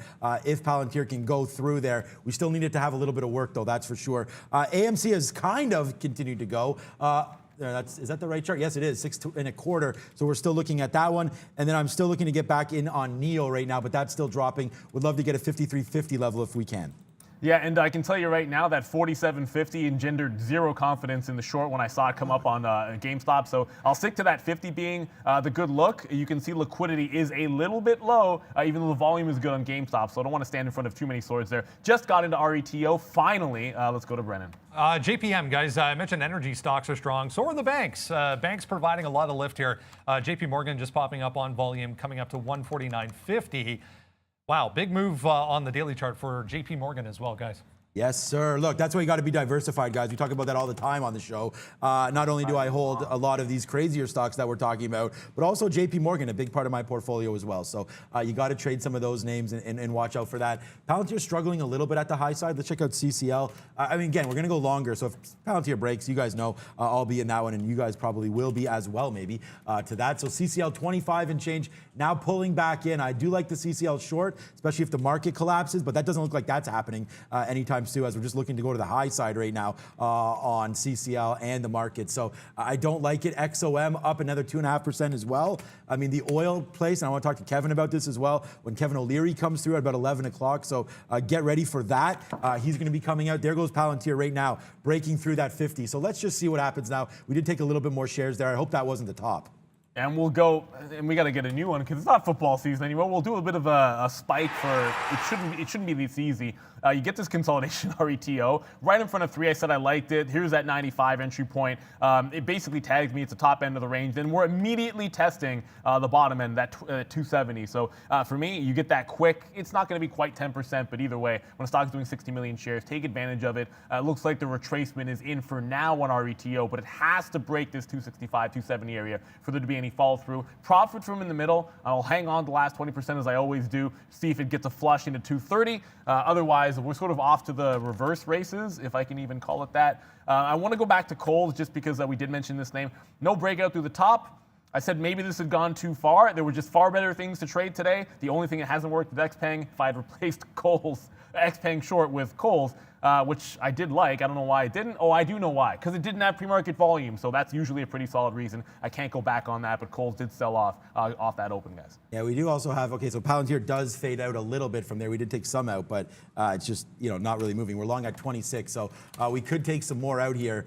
It would be a little bit foolish, I think, to take a whole bunch out, but we'll just wait to see if that is the play or not here on Palantir. I still like a 29.50 break. Let's go. It's got to break a little harder for us to get more shares into this one. I do like that, and I do like, oh, there's something else moving. Churchill Capital right now. We'll talk about that when we get back from Valeria. What's up? Hey guys, QuantumScape is a popular name on the chat today. Neil, do you see any opportunities in QS for yourself today? It's kind of interesting that you mentioned it because there's a level I mentioned last week that it looks like we're going to get into today, and that's, well, I shouldn't say that, but you could get into today. You had this like 72 to 75 area. It's a bit of a ways away, but it's like a secondary breakout happening right now in QuantumScape. So I could have been cheating when I say this could be something a little bit later on in the week.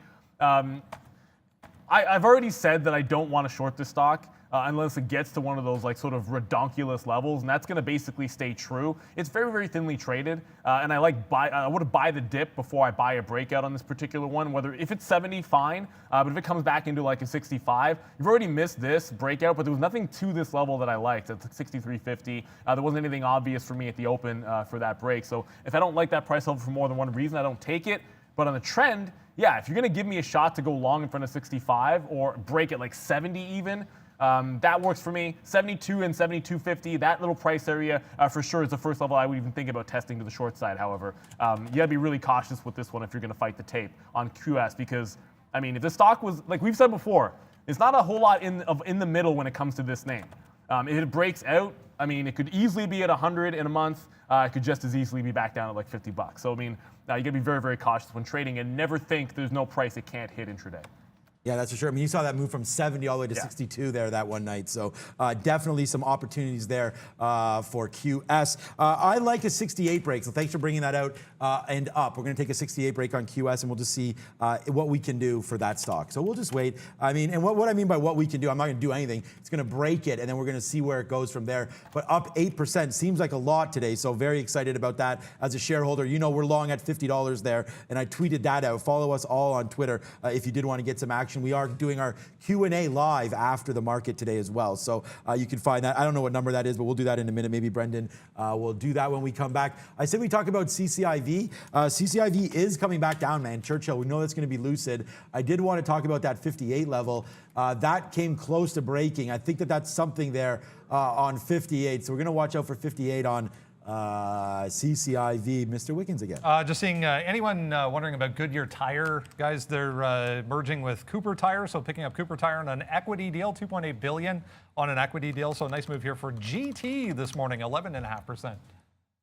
Yeah, that's funny because I was just thinking, Brendan, like what's up with Goodyear Tire? But no, that stock, and again, that might be a good play because you do have, you know, some of the parts makers. And again, I don't know, is that on NASDAQ? I guess it is NASDAQ. I went right to New York there. GT, watch out for that as my chart will load at some point. But this is going off, man. 4.65 million shares, a big move, upside 15.50. Thanks for bringing that to our attention, Brendan. Yeah, and thank you, Brendan, for bringing Vuzi to our attention. VUZI. There's that 22 break. I mean, look, if I'm going to be scalping some off, I should at least attempt to take some off at the 15 area. It actually got 02s on a long break, so thank you very much. Vuzi with less slippage than Palantir, which when one is doing 15 times the amount of volume, a little surprise there. These are all-time highs, so there's no obvious levels. That's why I'll pick out those even areas, 25s, 50s, on the way back to the upside. I'll probably only give it back to the quarters, but VUZI, as usual, we talk about what is moving, and Brendan gives us the names that might not have made it to the watch list, but are certainly worth your watch. VUZI is one of them.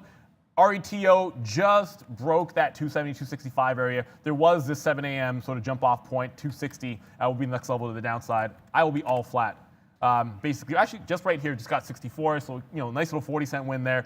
That's our 30-cent win on the last of my shares. If it breaks 260, I'll probably take a breakdown short. I'd much prefer to be shorting on a pop back into the 75 to 85 area. Likely low to mid 80s, I think, would be a good target entry there. Hey man, Vuzi going crazy right now. Yeah, good look on that one for that. Okay, so Palantir, we were able to get some out 70, 75s there on some of these moves, but as you can see, I'm just buying all the way up here. So I think that we've now made that bottom at 28. I called that I was waiting to see more what would happen at 28 even. That's why I'm not like completely loaded up here. I was waiting downside. My bad, was a little less aggressive than I should have been. And now we're just bouncing around. So we still could take out that 30. That's going to be another level that we're going to look at, and then 30.50. So needless to say, I'm still pretty bullish here on Palantir. But let's look at something else, man. I mean, what about the weed space here? Tilray looking like it wants to go off today again, down another 6.5%. Not great for the marijuana space, guys. You know, those of you that have watched Tilray, you saw that. I mean, we could say parabolic because that's what it was. All the way to 75 there on a bump I mean, they're saying it's from Reddit, which I guess they had decent earnings, and then Reddit was all over some of these names. So now you go up to the upside 75, and now you're coming right back. Just watch out for this 25 break. I don't think we're not there yet, but that is a level that I'm looking at, 25 here on Tilray, and then also the same kind of thing on Afria.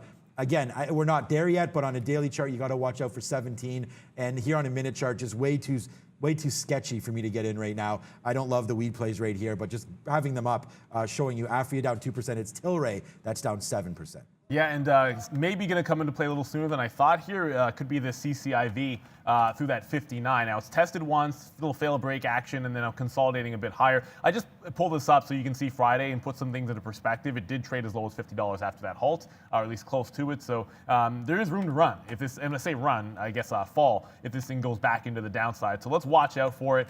GameStop, yeah, okay, so I guess we're not getting to 50 anytime soon, but let's still file that one away. It is the level I like. It's trying to continue to climb higher. Actually trading very orderly today, so if it does get there, I feel like we'll probably have a level to work off of. There's just nothing there absolutely yet. And then CCIV is going to be a very, very similar story where I was looking for that entry point to the upside, but now in the middle of this range, it's like either 63.50 breaks or 59 breaks downside. That's literally a $4.50 range that I'm not going to be playing in this particular stock, and it goes to tell you how volatile it happens to be that's going to be the case.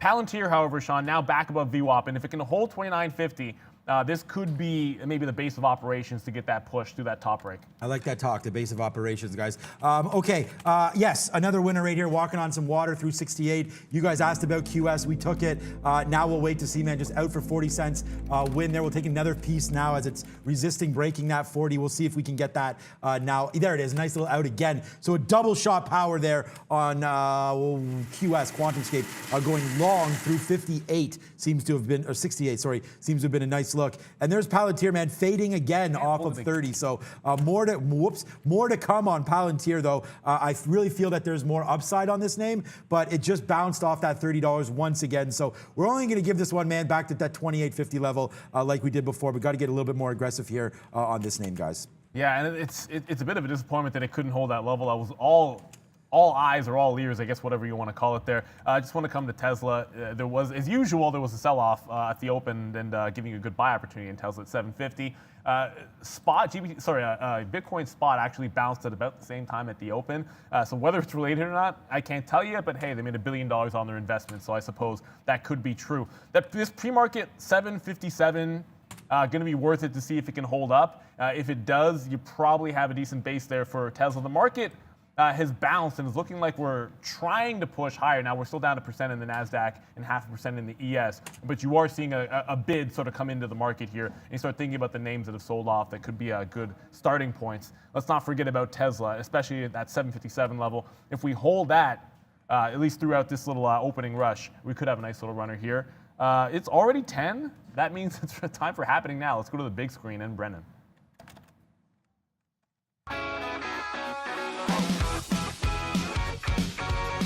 Hey guys, yeah, if you mentioned, or as we mentioned early on, negative look here to start the new week. We're still in the red, as you can see, pretty much top to bottom for North America. The S&P about 0.5%. The Dow holding up the best so far, 0.3% to the downside for the Dow. NASDAQ is leading. Tech stocks again today, 1%.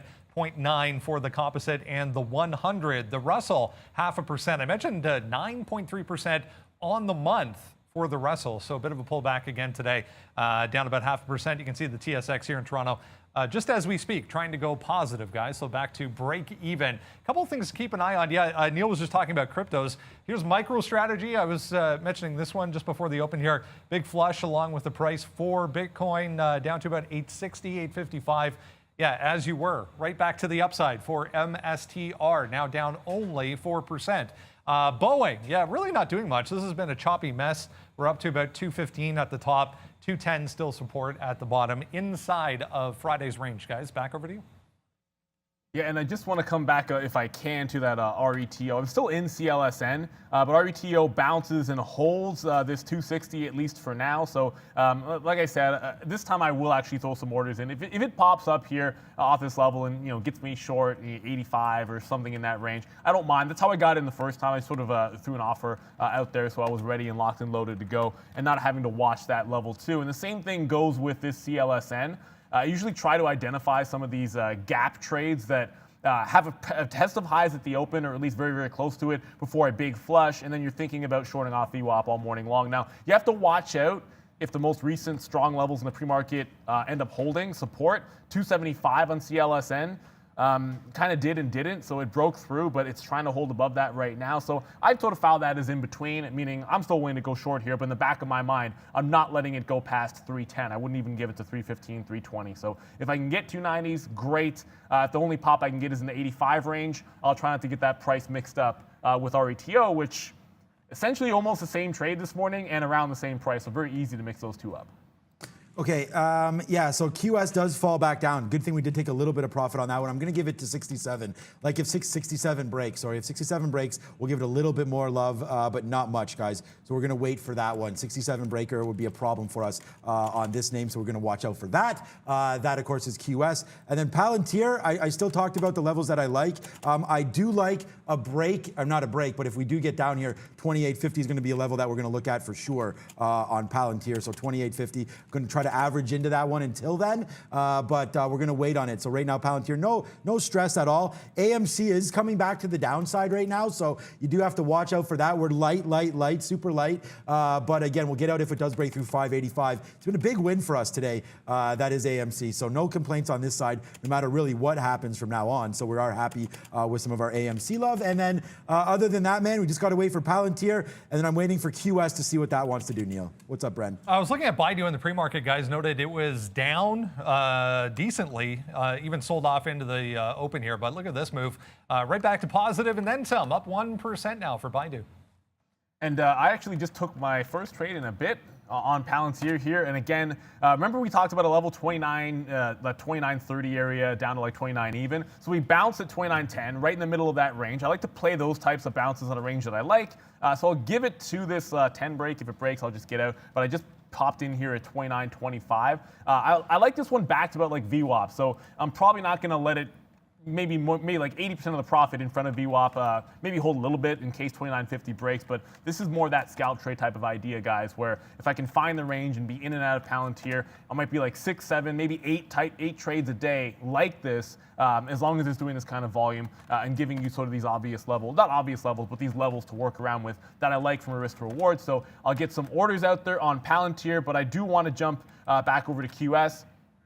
I talked about a couple of levels to the upside if it got there, but remember, also thinking about where it could pull back and where there'd be some dips. VWAP obviously stands out. I think you're looking probably a little bit more somewhere in this chop range of like 66 to 66.50.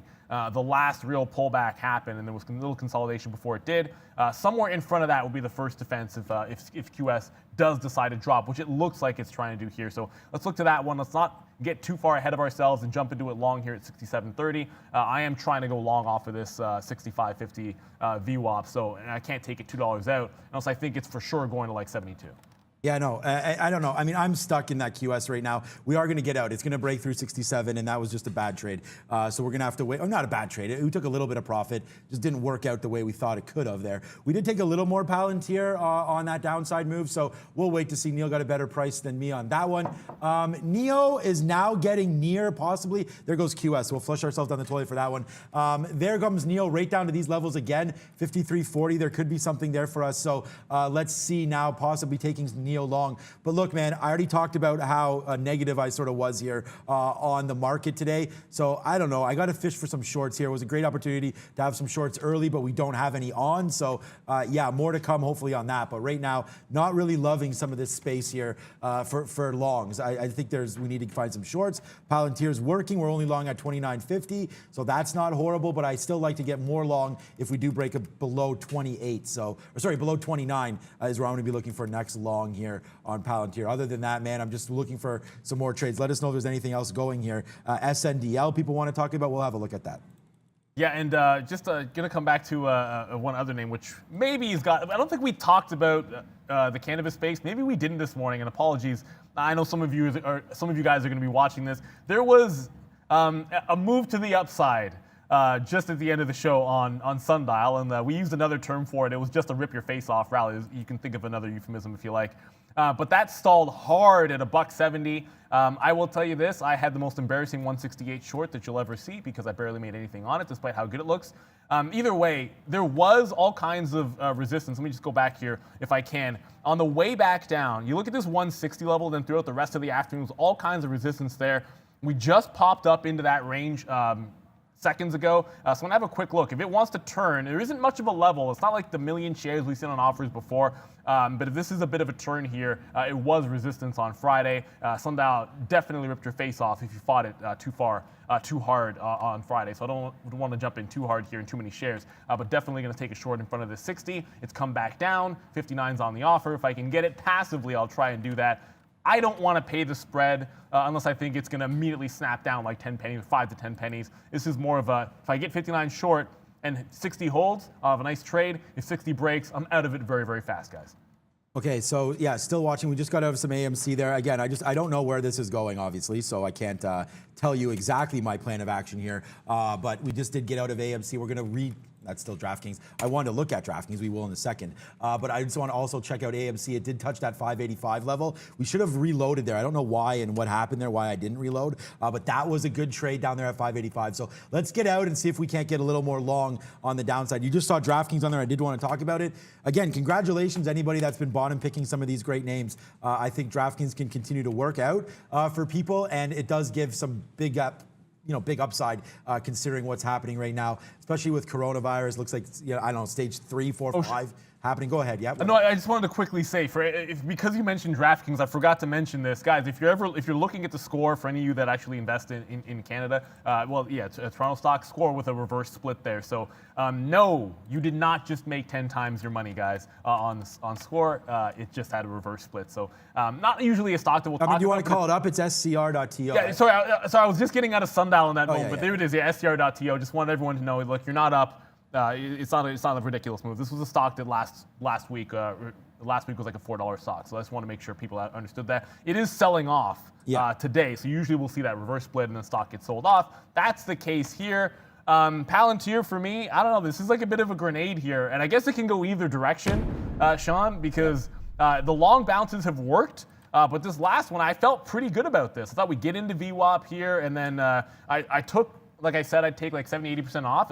All systems were a go, and next thing you know, it's breaking my support level. So no follow through, a little bit of a disappointment there. I guess the next push would be, remember 28.50? That's where the jump off happened at 7 a.m. It put in a higher low at 28.65. If it can hold that level, I'll try one more time here in Palantir, but looks like we're going to get that tested. Brennan. All right, another one that recently announced some ties to the Bitcoin market, guys. Mogo down big time today. MOGO 11.5%. There was an offering announced in the pre-market, but this is another one that's been on a tear lately. $4 up to about 12 and change. We're back to $9.50 for Mogo. You say Mogo, eh? Okay.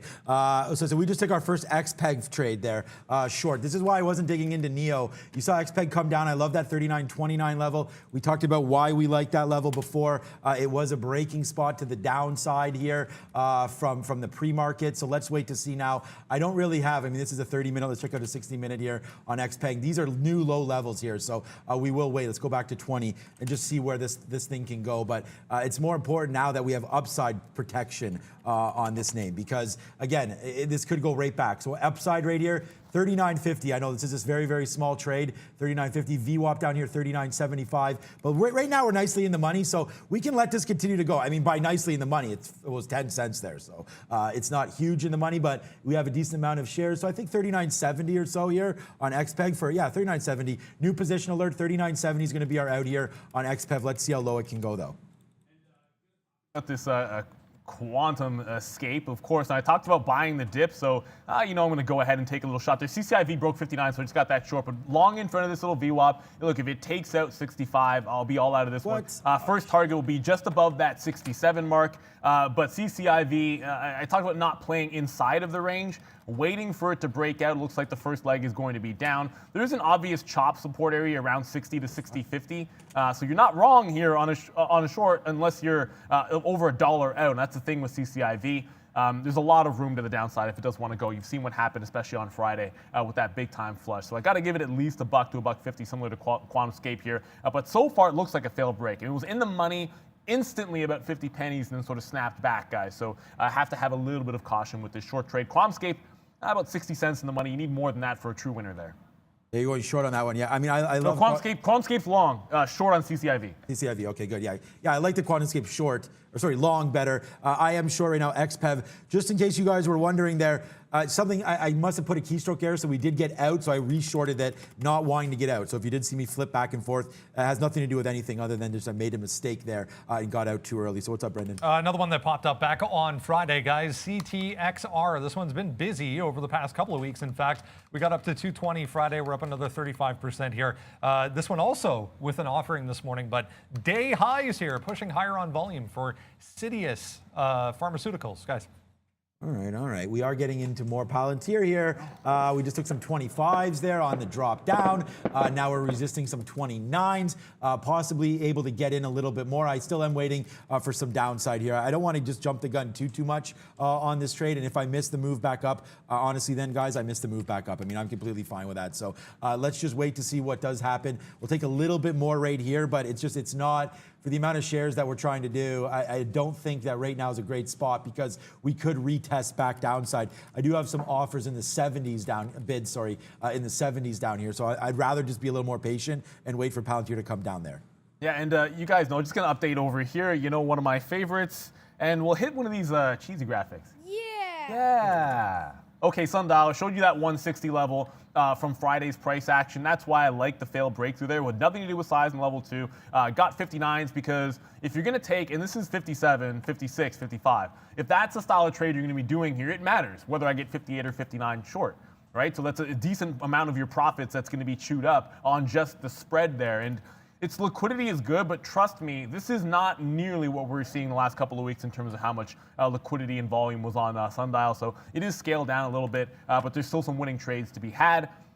Overall, remember, it's strong. I'm shorting off that level from Friday, but it made a huge upside move, and again is trending up here. Brendan? The Bitcoin effect taking its toll, I guess, on Square here a little bit as well, down 1.2%. It's worth noting, though, there were a couple of analysts this morning putting kind of 350, 360 up to 380 price targets on Square this morning. So, yes, we're down, but you can see volume coming in on the buy side, guys.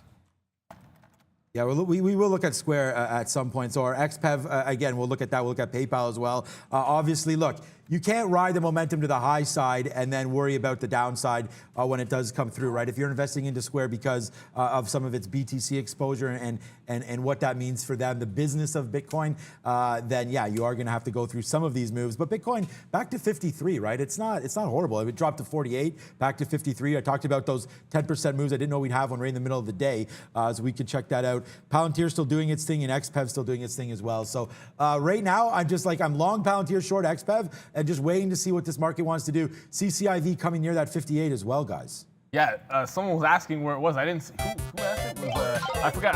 I missed it, but I'm going to go with the Mario that we got there. Yeah, power up at CCIV. Now, inside the range, I talked about ignoring it. 59 broke. I got 58, 89s on the short trade, and actually had to catch it on the way back up. And this is the thing with liquidity.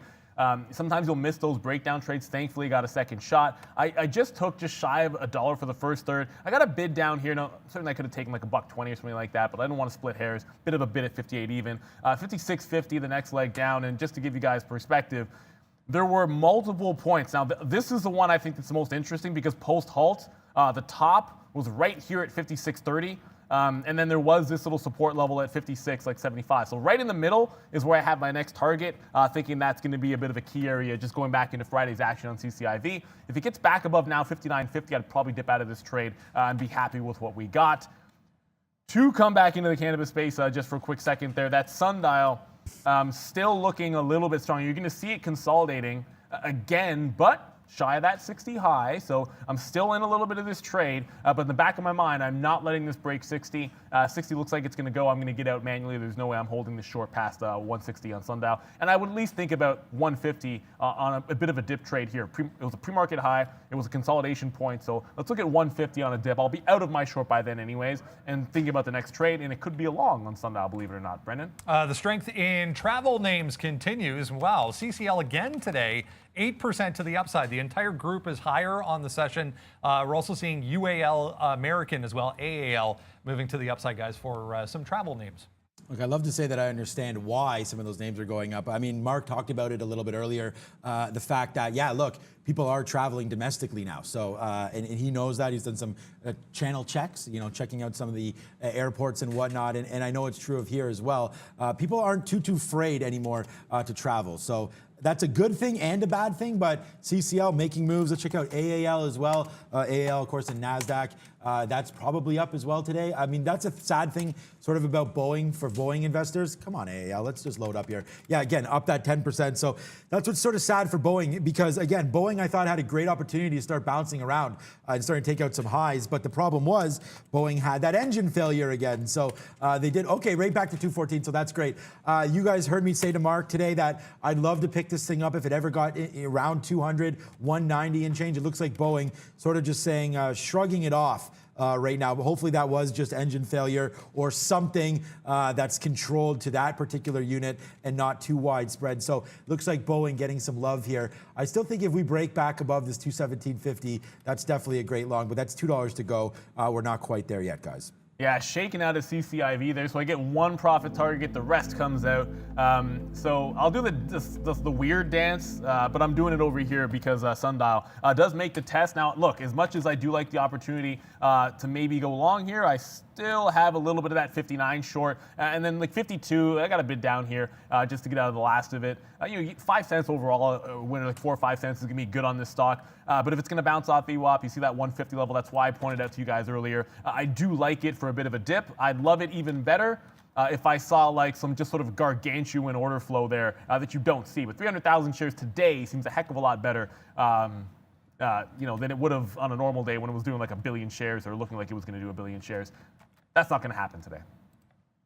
No, it's not. And, you know, Sundial, you're looking at those names. We could check back on Tilray as well. As you know what? I mean, forget it. I mean, I'm just looking really at this name right here, Palantir. So we're going to try to get more longer, I should say, as we go here on Palantir. We'll just see if we can get any fills on the downside. What am I waiting at here? 74. That might be a little bit too. Again, I don't want to. I mean, I'd hate to miss this by 1 penny. So there we go. Let's just buy this right now. 76. So now we're loaded up on Palantir, and let's just see how far this goes. You know my spot where we're going to try to get out of this one. Let's see if it can hold this 28.50 level, guys. That's all that I have on this name.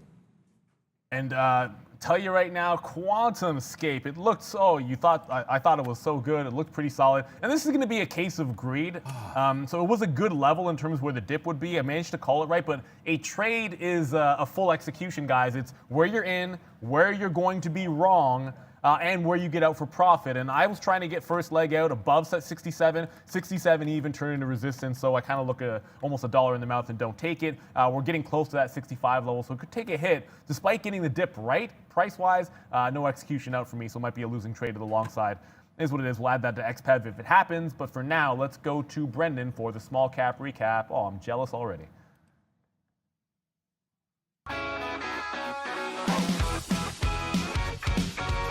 Hey guys, yeah, a bit of a quieter day in small cap world, but we'll have a look at a few. I was mentioning this one, RETO, kind of day two, but this move back on Friday happened after market. Little Chinese construction company got some funding for the 2022 Beijing Winter Olympics. I was talking about 380 and 4 up here as possible resistance on this thing. So it's kind of leaning long going into the open this morning. Did give you a really quick long, but showed some weakness up near 360, 370. Sellers came in, started hitting bids. So gave you an opportunity to get out. Broke $3. 3 was a bit of support. going into the open here. Once we got below $3, a bit of a washout all the way down to $2.40 now. So $3 down to $2.40 for that RETO. Surprisingly, not that volatile on that RETO.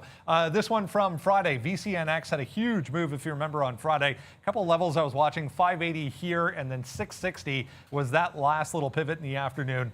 Didn't even get to 580, barely got to 580, so gave you an opportunity down to 5. Now it's actually bouncing around 510. 515 for that one. XELB, another one that was up in the pre-market, 325, 330 was a bit of a pivot here. This one was by far the weakest going into the open, so it gave all of this move back and then some. So I wanted to short any bounce into 325. That gave you an opportunity down to about 3 to 280 on that one, guys. Back over to you. I stink. We talked. I mentioned this, and I talked about Palantir, dipping down. The first time there was that 29 short break. I got 92s. I complained about the price I got, and then this bottom here at 65. There was a breakout at 7 a.m. Sorry, yeah, 7 a.m. at 28.50. I was looking for a higher low off of that same bottom. It gives you 28.75, and then immediately back to 29. So that's kind of the scalp trade I've been hunting for. I was just a little bit busy looking at a few other names here. I mean, QuantumScape. So as much as I just complained, this is attempting a bit of a bounce. Now, let me go ahead and cancel this order. It looks like it's going to make a test, potentially, of that 65. Could test all the way down like a 64.50 area. If it does get back to the 67, I'll probably have to go ahead and take like a 60, 70 cent profit, just so I can sit there. And if it bounces around VWAP and actually holds this range for a little bit, I can take advantage of the range-bound trade, which might not last long. And usually if I was flat, I'd be saying, I don't want to get caught in this range. If I'm in the range, I might as well profit from it and then look to make the trade once it breaks out of it. So I'll go ahead and take the 50 cents here. It has more to do with the fact that I missed my first opportunity, didn't trade the way I wanted to off that bounce. So let's adjust the risk, take the smaller profit, and then I'll take a gigantic hit if it does break that 65 eventually.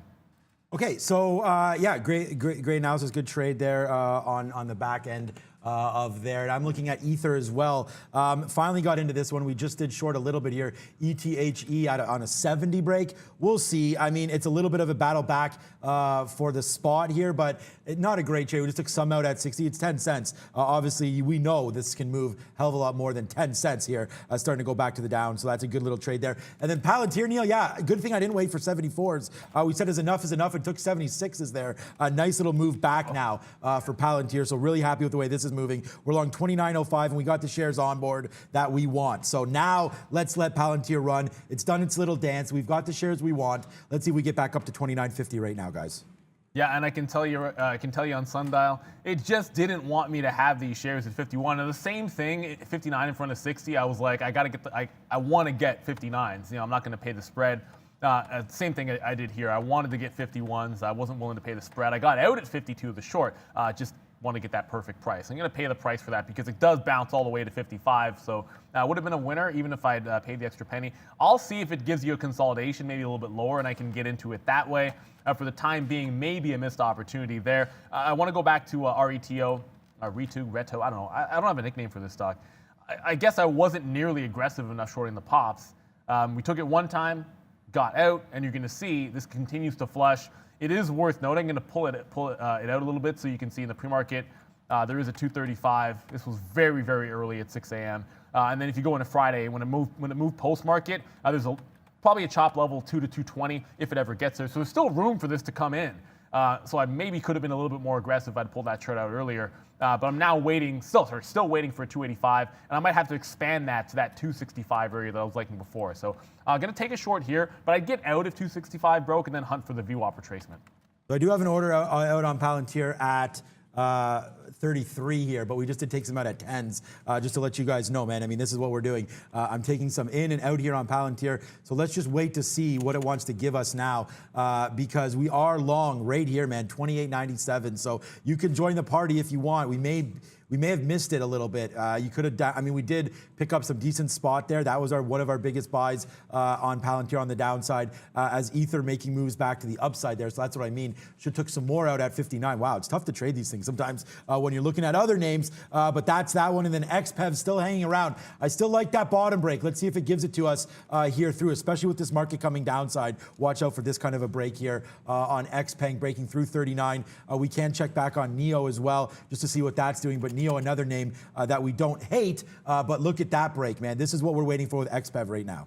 Yeah, and did get into that RETO 262s, and I mean, like immediately, it's going to track like 10 cents in the money. Brendan, what's up, buddy? Another one that's looking a little weak here today. We had a big week last week to the downside for Plug Power. Did bounce up on Friday on some news, but right back down 5% today. We're coming back into 54 for Plug, guys.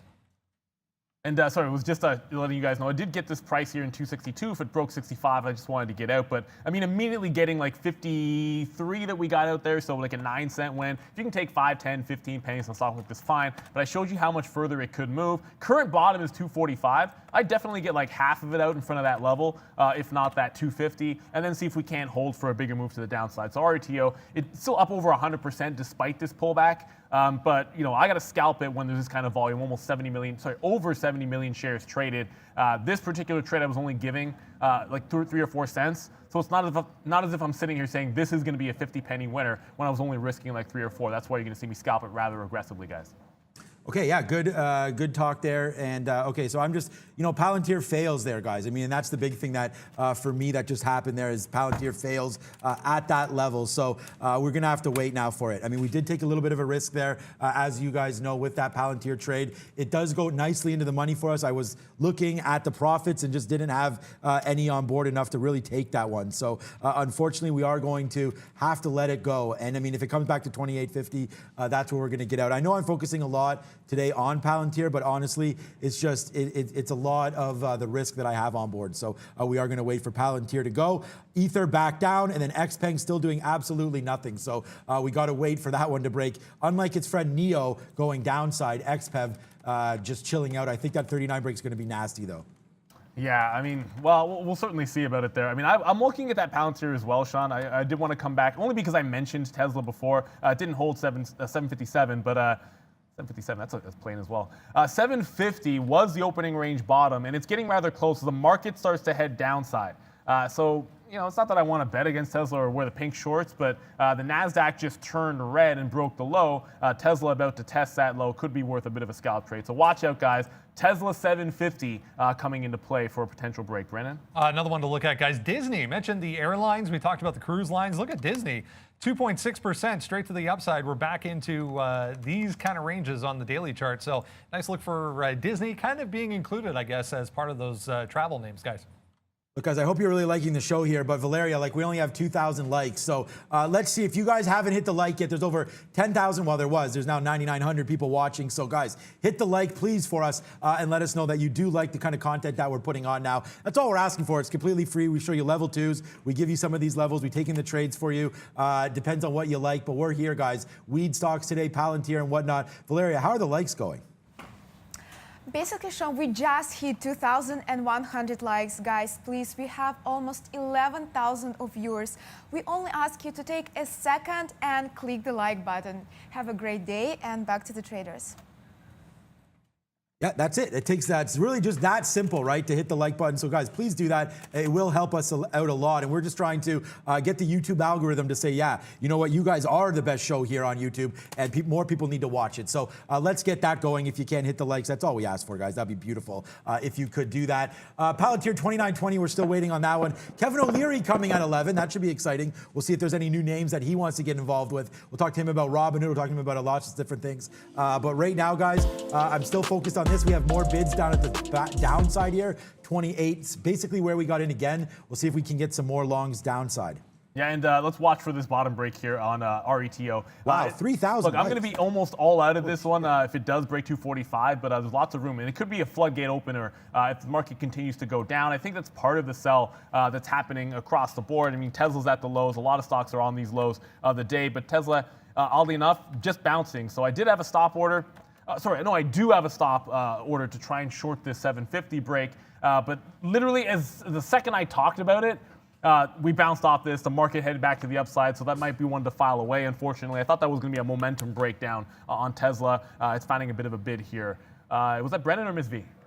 Brendan, sorry. Just having a look at this Rewalk Robotics, one that made a big move last week, just popping up on a volume scanner, but not terribly exciting. There was an offering announced on that one this morning as well. Valeria's watching the likes. Valeria's also watching what is going on over in Europe. There's an hour left over there. V, what's up? Hey Brandon, Europe is negative following a trend set by the US and Asia. Travel operator TUI is up more than 5% as UK prepares to outline its emergence from the lockdown. Back to you. Yeah, travel names right across the board showing strength today, guys. Yeah, we've already talked a little bit about those travel names and what's traveling back and forth and around. We did get some 39s there on XPeng, so we did take out some profits as it just bounced too many times at 39, like 39.39. We're lucky enough to be bidding there 39.02 as now it's coming back to the upside here, and that's fine for me, man. We just got some more Palantir. Well, no, we didn't yet. What? I thought I did. Oh, no, I'm bidding at 80s. Sorry. Okay, so we'll see. Sorry, 78s. I thought I was bidding 80s. We're bidding 78s. So we'll wait to see if Palantir gives us that long again, but we're right at that bottom. So we're very, very careful of this 28.50. It's a slippery slope down to the downside right there, as you guys can well imagine. It's been a fun one today, but it's not going to be, I mean, I'm profitable. I'm doing quite well, but we really, really need this to start to go if we're going to have a monster day here. CCIV back to $60, still looking at that one. And then trying to find QS as well. Possible bottom there, guys. Yeah, and here comes that, and again, it's going to be that 51 on Sundial. I'm trying to get a passive fill. Finally, there we go. Actually just got to fill at 51s. I'm not letting 50s break on me. And that's sort of the key thing here. It's not like there's a gigantic amount of size, but it's been an upward trend. It just turned negative on the session on that little dip. Market trying to pull back. If I can scalp this and get like threes, fours, and fives out, be perfectly happy with that trade. But the risk is literally 1 penny, the same way it was on that 59 trade. QuantumScape, I'm still in this. Sorry, let's go down because I should know my alphabet. QuantumScape, I'm still in it, but this is why I took some of that profit. It was the fact that it could not break out of this range. 67 top, bouncing off VWAP, so lighten the load, got some shares out, and now if it breaks this 67, I can think about taking this long out in the 68 to 68.5 range. That'll be that high of the day, sort of tightening things up a little bit, but just managing risk a little bit better here because it's not showing nearly the strength or volume that it was in the early morning. So you have to sort of temper your expectations a little bit for at least part of the position. But if it breaks that 65, I'm still going to be out of the trade on QuantumScape. Just make sure we took some profit in. Palantir, I'm going to note here, let's look at this. It's like 28.75, and I mentioned it once before, but it's really starting to slide down. And at some point, if we take out that bottom, I call it like 65 or so. Yeah. That's probably going to turn into like this is the test of 28 we're mentioning in the pre-market. So file that one away. I'm not going to dig into the 75 long when it's doing this. I'd much prefer it hold this low and then just catch a breakout trade at like 29.50 or something. So from this point, it's likely a 29.50 break, or it's going to be a dip buy at 28. And I'd probably, again, when I shorted that 29 the first time, I'd probably do the same thing if 28.65 broke and just do a momentum short, probably scalp it into 28.50 or so. Yeah, I mean, I would love, look, we just took a little bit more off there. I mean, we have some kind of diamond hands, but we're making a little bit of money, just not making a lot today. And, all these bids are all pickups. I mean, it's always nice when you're not selling below the bid. I mean, other than this one trade there. Oh, we had a super chat. I cannot ignore, guys. We are not going to ignore super chats. Michael Gonzalez, thank you so much. Very, very kind of you for that 100. Oh, yeah, we haven't looked at BNGO today. A bunch of nice names here today. We will look at those. Those are all your long-term plays. So, Bio, good one. OPTT, we like this. We'll have to check out MNTR. Not so familiar with that one, but I should be. So not. And there we go again. Numbers on dashboard, buy or sell position. Okay, the numbers. Okay, it just shows. So that's like right there. QS minus 57 cents. I've taken 57 cents worth of beat down from that. That's what that means. So it doesn't actually give us what our current positions are. It's how much money we've taken out on a penny basis. So it's kind of misleading because if I take 100 shares of QS and I get the first out for 50 cents, the next out for $1, it's actually going to show $1.50. So it is a little misleading on that board. Thank you so much for asking that question, but that is what that means. Palantir comes back down to 78 and we get filled. So now we're waiting, guys. A good out there a little bit at 29. We just talked about that. Now let's just see if it keeps going to the upside now. We'll get a little bit more out. It's just bouncing, man. This isn't trading super aggressively today, which is a little bit surprising. I thought once we broke 30, we were going to moon and we didn't. So maybe it's going to turn negative for Palantir. So I did that thing. I looked a gift horse in the mouth, unfortunately here. So there it is. That's me looking the gift horse in the mouth. And that Tesla 750 break, I actually am still holding on to some of this trade. I mean, immediately I was able to get like 46, 47s out, so you're taking like $2, $3 wins there. It goes all the way down to 41, sorry, it's almost like a $10 move. I don't get out. I actually hang on to the last little third. That's what I mean by looking the gift horse in the mouth. At this point, you know, when you get a level break like that, if it retraces 750 within a couple of minutes, it's usually a problem. So I'm going to go break even on the rest. The only way I'm willing to hold this for a big move to the downside is if it absolutely has no shot at getting back through that 750 mark, guys. So when you do a breakdown trade, usually you're supposed to stick to your guns on that. Hence why I did take some profit, but I'm going to let at least a third of this roll and see if I can't get the bigger win, even more than that, like $8 or $9. Brendan?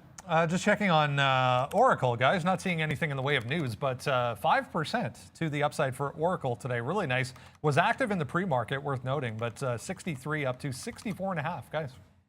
Oracle, you say, eh? Really? Okay, look, I'm like, I hate to do this, man, but I'm taking some out, like 28.90. It's not bouncing. I'll have a little bit on board. Well, I'll have a lot on board if we do break that 28.50. But I can't keep talking about Palantir and not like give you guys this warning. If this breaks, I just got to watch out, man. So watch out for that 28.50 level. That's all that I'm doing is waiting for that. CCIV, I did talk about that a little bit. Churchill, we're going to go back to that. It's going to be Lucid. You guys already know all about Lucid Motors. So right here, guys, if it breaks this 60.50, we're going to go long. It does touch down to 57. I like that 58 break. We didn't execute on that. Let's see if it gets going back through 60.50. If that 60.50 breaks, obviously I'm taking a little early ahead of VWAP, so I am a little cautious, nervous about that. But I do think we could get back here. 62 break would be nice. So a 60 break gets us up here to 61.50, maybe 61. First level out, but I do like this name for a break of 60.50 on CCIV. Let's just give that some love. BlackBerry trying to go as well today. DraftKings going as my eyes look everywhere. Nice, really happy with BFT. But right now, CCIV and Palantir, man, that's where my heart is right now, guys. Yeah, and Tesla now $5 in the money. So let's see how far this one can go down. I just wanted to show you guys. I do have a bid. I'm going to throw one out there because 725 is the level I settled on when I looked at the daily chart there. So if it gets there, fantastic. Remember, it's going to be about a break-even stop on that trade. I'm not going to be too crazy with it.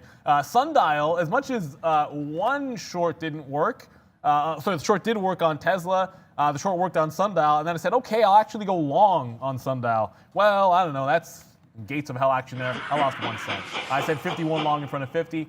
And again, the nature of that trade was going to be I was never going to let a $1.50 break. This was also the pre-market high area. And it was so strong on Friday in that push to the upside before lunchtime, or at lunchtime, sorry, that I wanted to take a crack at it off of VWAP. Looks like the short was the better trade, obviously. We'll see what happens. And maybe it gives you some kind of an opportunity where it consolidates long enough, like what happened on Friday, just to give you an idea of what that looked like. And made a bottom, and forget about trying to pick this low. If you're that good, go good on you. But there was two consolidations, this one up here, and then more importantly, right around the end of the show, there was this break.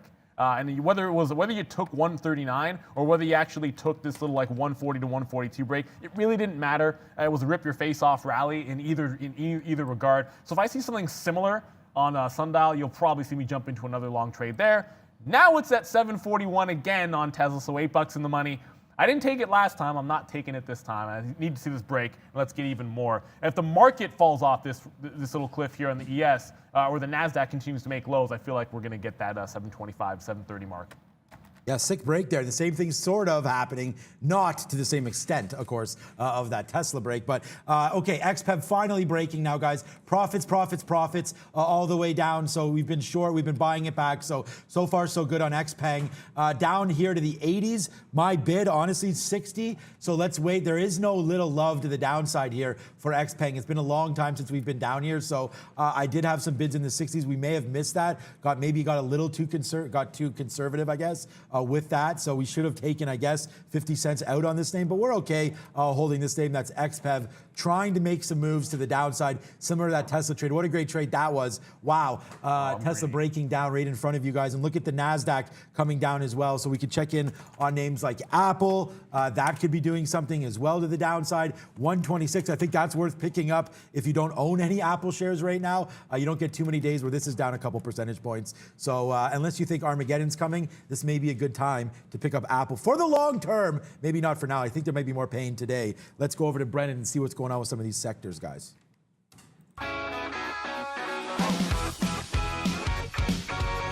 Hey guys, yeah, interesting board so far today. You'll see a lot of green on here, even though we are down 0.6% on the overall market. So there is a lot of underlying strength in the overall market right now. I mentioned energy stocks. This entire group, this is the energy group right here, among the leaders to the upside right now. If you do see these switching, it just means they've switch spots as far as significance is concerned. Financials also in positive territory. So the energy group right now, yeah, every single name in here up significantly. 6% for Oxy, up to 8.5% for Marathon. Those are the leaders in the actual energy group. So oil continues about 1.5% at the highs there. Financials, I mentioned a couple of these names still strong as well. The banks, insurance companies, there is some red here in the diversified financials, but even a lot of those are in positive territory today. I'll flip over and show you consumer discretionary names, because here's all the travel companies, or most of them anyways: RCL, CCL, Norwegian.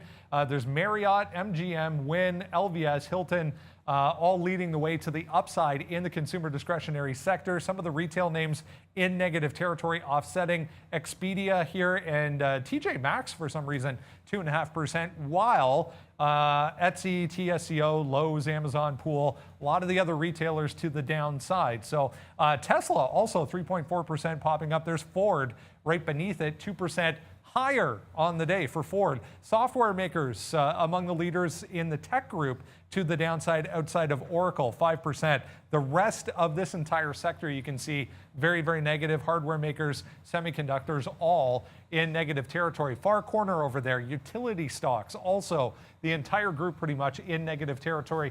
Communication stocks, though, there was some news on Discovery. DISCA, if you want to look at those shares, up 8.4%. About 0.5%, guys, to the downside for the market. Back to you. And back to CLSN, guys. Now remember this 315, it was sort of the last line in the sand here in the pre-market, broke down. I took the short here at 305. It started to break above VWAP, started at 3, and now I'm short in front of the 315. I have one leg that I can add back into this. But it's 315 or bust. There's a bit of a level at 310. It's not gigantic, so I don't want to sit here and say that's going to be like big support that's going to help me with the trade. 315 is a price level I like, but there was a bit of a seller at 310. My price is 05s right now. I would have taken more in front of 15s, but unfortunately there was that seller at 10, so never quite got there. If it bounces off of VWAP, I'm probably going to have to take some of this off for like 5 to 10 cents worth of a win. But if it gets back below, I think we're all good to about 280 to 285 on CLSN. I know we haven't traded in a while, but that one's starting to come back up on some volume. The other name that we've been sitting in to the short side trade is RETO. This one right back into this 265 without breaking. So this was my level before. I still have my stop. I'm going to be flat if this thing breaks 265, but I'm not averaging into this. Not when it looks like it made a bit of a bottom here at that 245 mark where I last got out. So no averaging in. I'll just get flat at 265 breaks. Okay, so this morning everyone's like, why are we not screaming about Palantir? Well, we're going to start screaming about it now because we're right at that level, that break point right now. It just did test that 50 level, bounced off of there. We're long at 77. I did not average in. We talked about why I did not want to average in. We have enough shares now. Neil just talked about an example there about share size management and things like that. And you have to, man. Like if I put on 20,000 shares, 10,000 shares, 5,000, 1,000, whatever you want to do, 500, doesn't matter. You have to understand what your risk is on some of these names. And honestly, if that broke there, I just really didn't like the chances here of us continuing to bake moves higher. So I took the risk there. We're long at 77, and now we'll wait to see if it can work itself a little bit higher. Right now, that's Palantir. So back into the money. Was scary there for a minute. It did touch 50 and bounce. So right now, we'll walk on water, but we are very, very very hesitant right now on what these moves could come for Palantir. Very, very nervous about that trade if it does come through at all. We'll wait, but I may take some off here as it's just bouncing around too much. CCIV does miss that top spot as well. So 60.50, I still like that long on CCIV, but right now I'm focused on Palantir, guys. Yeah, and I now have to bring my attention back into Tesla. Look at the bottom. It made it that 740 level. It's still trying to break. It feels like if it takes out 748, it's almost like inevitable that we'll see that 750. But again, I'm sort of digging in for a bigger move there. That's why we're still hanging on to it. I'll go back to QuantumScape because I showed you guys the winners and losers. I said if it broke 65, I would just get out. And the reason, look, if we get the bounce right, but it doesn't follow through as much, once I see that fail, I'm gonna readjust risk almost every single time. And that's why the second retest, I take only like 50 cents worth of profit. It's just as much to do with when it looks not quite as good as originally, and you miss that first bounce, didn't go as far as you want. Losing less money is also, it's not just taking profit, it's losing less money when it breaks that 65 level. Does feel like there's going to be a test of this 62, which was obviously good support, as you can see, right off the bat at the open before jumping off. So watch QuantumScape. If it drops another $3 here, might look to dig in at 62. But I'm out of my last long. I mentioned that to you guys there. And I do want to come to another name if I can. Let's just go back over to XPEV. This is the first stock that I took a hit on. There was a good long breakout that made some of the money back, but the first short, 39.50 to 40, did not work. However, if you just short off the retrace of 40, that's fantastic. Now every single pop to VWAP is essentially giving you a shorting opportunity. I think 39.50, good for a scalp trade, but if it eventually breaks, remember, that was the first key price I thought, 39.50. If it does break that in the afternoon or maybe at lunchtime, that could give you a potential breakout. So I always follow those prices a way that I liked for shorts or longs in the opposite direction for that sort of like lunchtime or power hour type of deal. Okay, so we are taking some out here, 94s, as Palantir going back to the high side right now. So this is a 16-cent win.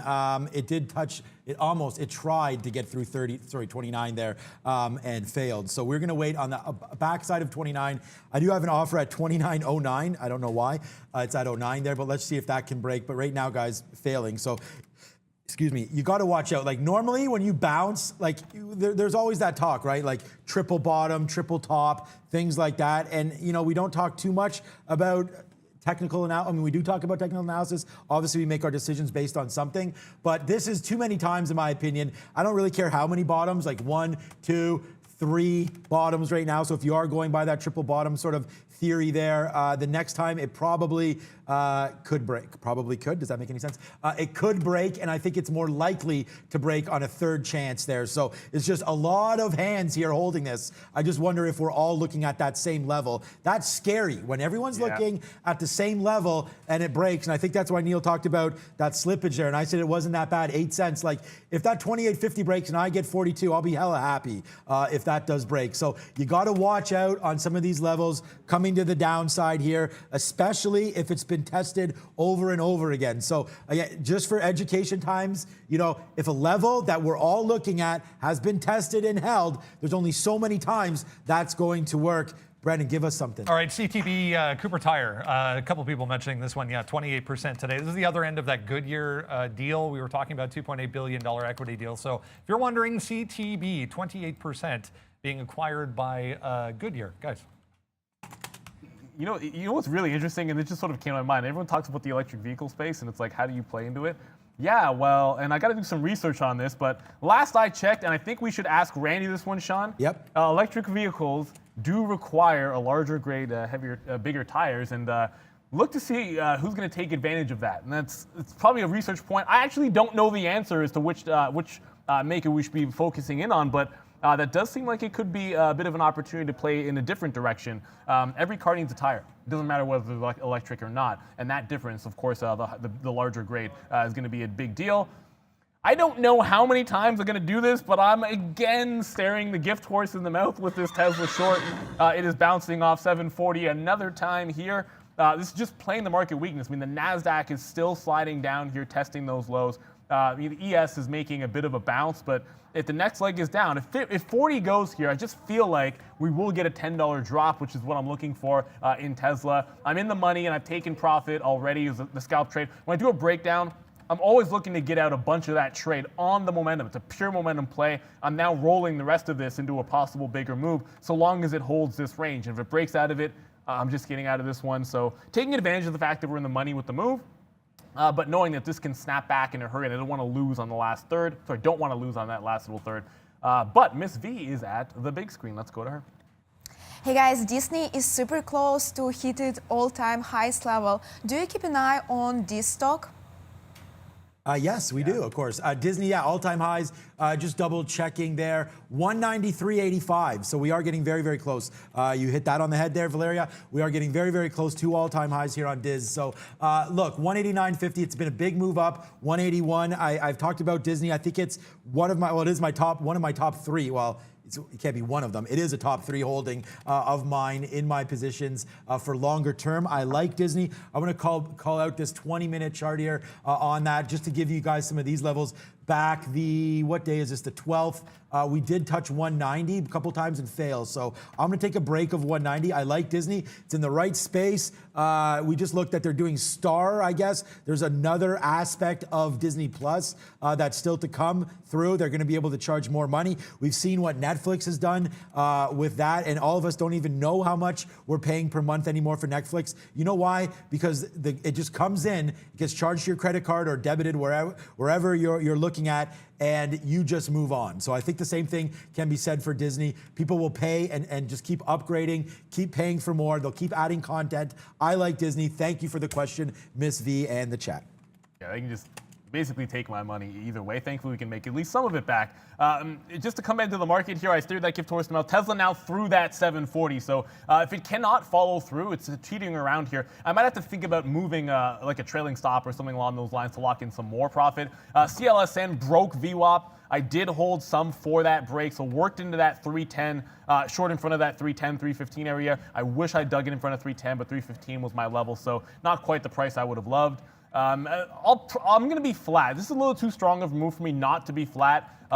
If it goes back to 280, that's about that 10% retracement, and it is a bit of an uptrend that did sustain a break of VWAP, and I don't want to get caught in something going parabolic a second time. And the volume also holding up here, not tapering off. So some strong signs, despite the short working, some cautionary tales here for any more shorts or holding these shorts in CLSN. But now it is time to go to Brendan already for Money Talks at the big screen. Crypto talks today. A lot of people still talking about Bitcoin, guys. We'll have a look at the overall chart. What a bounce this has been since the pre-market. Bounced off 47,000 on the number and has since ripped up about $6,500. So we're back to, what is it, 53,500 right now. Still negative on the session, but yeah, 53,500 right now for Bitcoin. Look at Ethereum, still catching the worst of it, down 11.5% for Ethereum, 1,730 right now for ETH.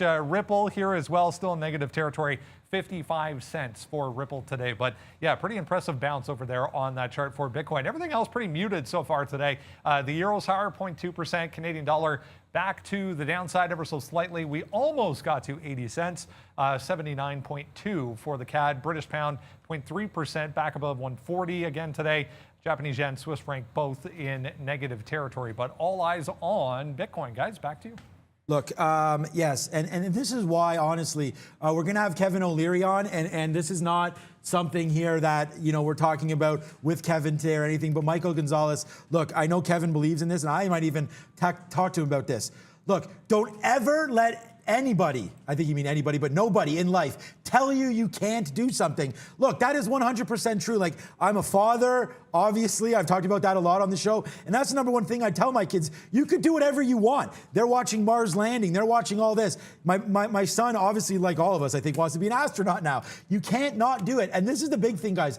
Do not let somebody outwork you. Do not be lazy, guys. Have a good day. Blessings to all. Blesses up to you too, Michael Gonzalez. But I do think that that's so important. Look, no matter what idea you have on, and again, this kind of goes back to Kevin with Shark Tank a little bit here. You know what? Have an idea. Bring it to market. See what happens. If you work hard, you can be successful at whatever you want. And I truly do believe that, guys. So whether or not it's education, that's sort of the boundary, whether or not it's your own work, that's a boundary. You can overcome all of those, guys. So again, it's not, we're not going to preach about anything like that other than the fact that I do believe you, Michael Gonzalez. Thank you so much for your super chats today. But hard work, there's no substitution for that, right? And I think that if I was to go into business with somebody, they have to be a hard worker. Brendan, Neil, hard workers. Valeria, super, like, that's why, part of why Trader TV is as successful, I feel that it is. We have a great team around us. Thank you, Michael Gonzalez, for bringing that up. But look, nothing beats hard work. Sure, you got to have a good idea, but you know what? Those ideas go to hell when you don't have hard work and you don't work on it. So that's me preaching about that. And I just think that the more you put into something, the more passion you have for it, the more success will come your way. Let's go. Yeah, absolutely. And, you know, I'm not going to be able to say anything better along those lines than that. So let's try to jump back into the markets. Tesla, look, it finally broke down at 740. Not nearly the flush that I would have anticipated. Trying to make a bottom here at 735. Market's still sliding to the downside, so we're still in the money. Now, I talked about, you know, not turning into a loser, making sure we got 47s. Out there. At this point now, there's no way I want this thing retracing above like 41 or 42. That was that previous low. So if it busts back above there, we'll probably only get like $8 or maybe like $7 or $8 worth of a win. Still think there is more room to run to that little downside. So Tesla, yes, it's making a little bottom. I got that 49.80 short, so not much slippage on the 750s. I'll take that all day, every day if I can. CLSN is the other position that we got. Remember I told you guys this one feeling like it's at least a little bit strong here. If it gets back above 3, I'm actually going to go ahead and take this one out. I don't feel any need to hold this one to 315. I gave some targets to the downside. If it goes to 280, I'll be happy with it. But 07s was my last entry point. That'll do no worse than like a 3 or 4 cent scalp, maybe like 5 at best. But here comes that Tesla. I mean, I don't have like a stop order. I'm going to go manual with this. It looks like for now it's showing some signs of weakness. Not a ton of bid above 740, but it does look like Tesla might have made a bit of a bottom here. It's trying to anyways, trying to. Yeah, exactly. And guys, thank you so much. People saying, preach on, brother, things like that. Look, guys, I mean, that's just how I feel. My dad's an extremely hard worker, and you know, I definitely take from him, and I think that that's what you have to do. If you're going to put your best foot forward, you might as well make it your best foot and give the effort, guys. You can honestly do everything. The only thing I can't seem to do today is go short on Palantir. But look, we sniffed this out, guys. We sniffed this out on Palantir, and again, you got to have a plan, right? And there are a lot of like skeptics out there. There's a lot of people that say, you know, day trading's tough to do. It is tough to do, obviously. That's a fact. But if you don't have a plan, like then I'm sitting here, I talked about it. Remember I said however many thousands, hundreds, tens of shares that you have on Palantir, if you don't have a plan, then all of a sudden this 1,000 shares becomes a problem, because if you're holding it all the way down, now even a simple 1,000 shares is now a couple $100 more out, right? Why give yourself that kind of downside risk? So we break that. We looked at 28.50. We saw what that was going to do, and now we look at Palantir for a longer time frame. This is a 20 minute, and this is a VWAP there, so it's a 20 period VWAP on that chart, and you can see right here we've broken that at 28.50, so that gave me some indications, and now we're all the way down to 28 again. So watch out for 28 on Palantir. I think it's maybe worth a stab, but the way we've been trading it today has been long and has not been right. So watch out here. This is another one of those like meme stocks. That's not why we're trading it, guys. Remember, this is a thing. It's a double-edged sword. If you're sword. If you are trading these stocks because you feel like, oh, Wall Street bets is all over these, well, guess what? When the air comes out of those ideas, the stock tends to fall and fall hard. You saw that with GameStop, you saw that with AMC, and now it looks like you may be seeing this with Palantir. But remember, guys, the market's downside. I talked about it today that we did not like this market. We did not feel it felt too heavy up here. I was surprised we actually made that rally. Now you're seeing a downside move, hence why I believe Neil's holding his Tesla. Not anymore. Oh, no. Okay, he just got out. Doesn't matter. I'm sure you took a big win. Great trade. And that's the same reason why I'm holding XPeng here to the short side. I don't believe the market's going to have legs. We can watch some value stocks like Apple, Microsoft, and whatnot. But for right now, let's hold XPeng to the short side, and let's just see if we can pick a Palantir up at a decent level. Yeah, and look, and I mentioned, you know, I would get out if 40 to 41 looked a little bit too strong. And I tried to give this one a little bit more room because the market was weak, but if there's gonna be a bottom and a turn around lunchtime or around this time, the stock that I don't want to get caught on is usually going to be Tesla. It's just it is what it is. You can feel a little bit more confident about some other names if you got them to the south side.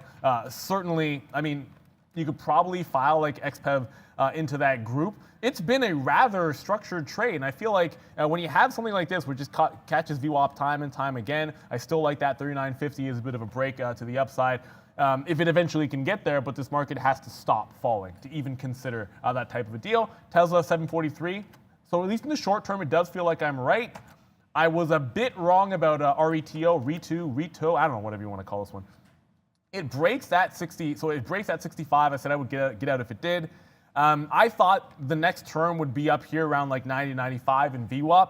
You can see clearly what a great short it was at 275, 280. Now the reason why I probably should have at least sniffed this one out is the last short that I had before this trade was right up here in front of 3 at 295.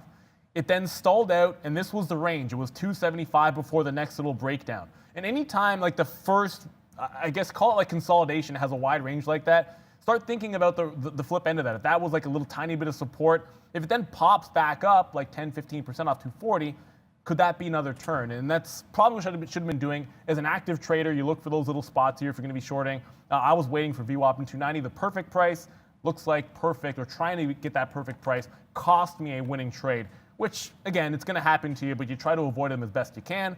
I got to go back to Sundial, which is doing a heck of a lot of nothing. But at this point, I'm looking for a repeat of what we saw on Friday, at least before the end of the show anyways. If it does this kind of consolidation, we've seen that be a huge opportunity for a bit of a breakout, but you're not seeing anything resembling that. This stock basically held like a 1 penny range for like 15 minutes or 20 to 30 minutes almost before breaking out. For now, it hasn't done that yet, but if I see that same pattern again, I'm taking the break on Sundial for sure.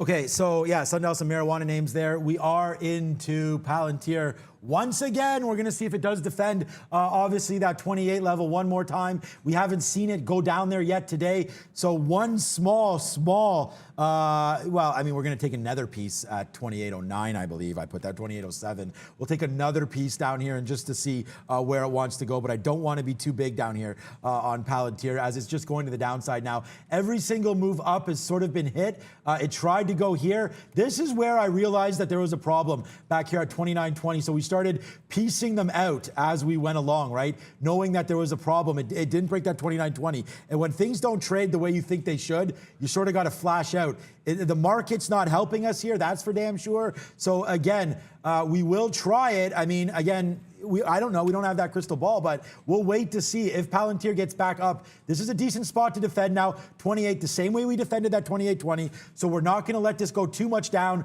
past 28 before we get out. One more buy, one more average in. The most I'll ever average in is 3 times. So I'll take that initial spot and then maybe 3 more back to the downside. So I could take 4 fills at once, but I think that's basically what happened here. In, out, average, and out there again. So that's a little bit too much. So be very, very comfortable with the plan. That's going to be mine. Take another piece right now, 28 and change, and then we'll see what happens to the high side right now. We still are awaiting Kevin O'Leary. So if he can't come today, we'll see if we can get him tomorrow. But right now, still looking good for KO. So if you are on board for that, just be patient. We're working on getting him through. Yeah, absolutely. Be patient for sure. Mr. O'Leary himself will be coming through. I wanted to come to NVIDIA just for a split second here, just to show you this top. That we're going into, of course, a big week for them. 615, you're going to see several days in a row making that sort of all-time high.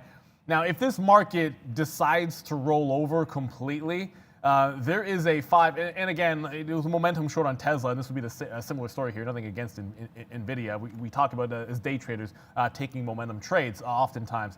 If we take out this, it's going to be Thursday actually, this low here, at about 583, the current pre-market low, about 586, 587 on NVIDIA, and it just did a harsh turnaround trying to get through Friday's high at 607.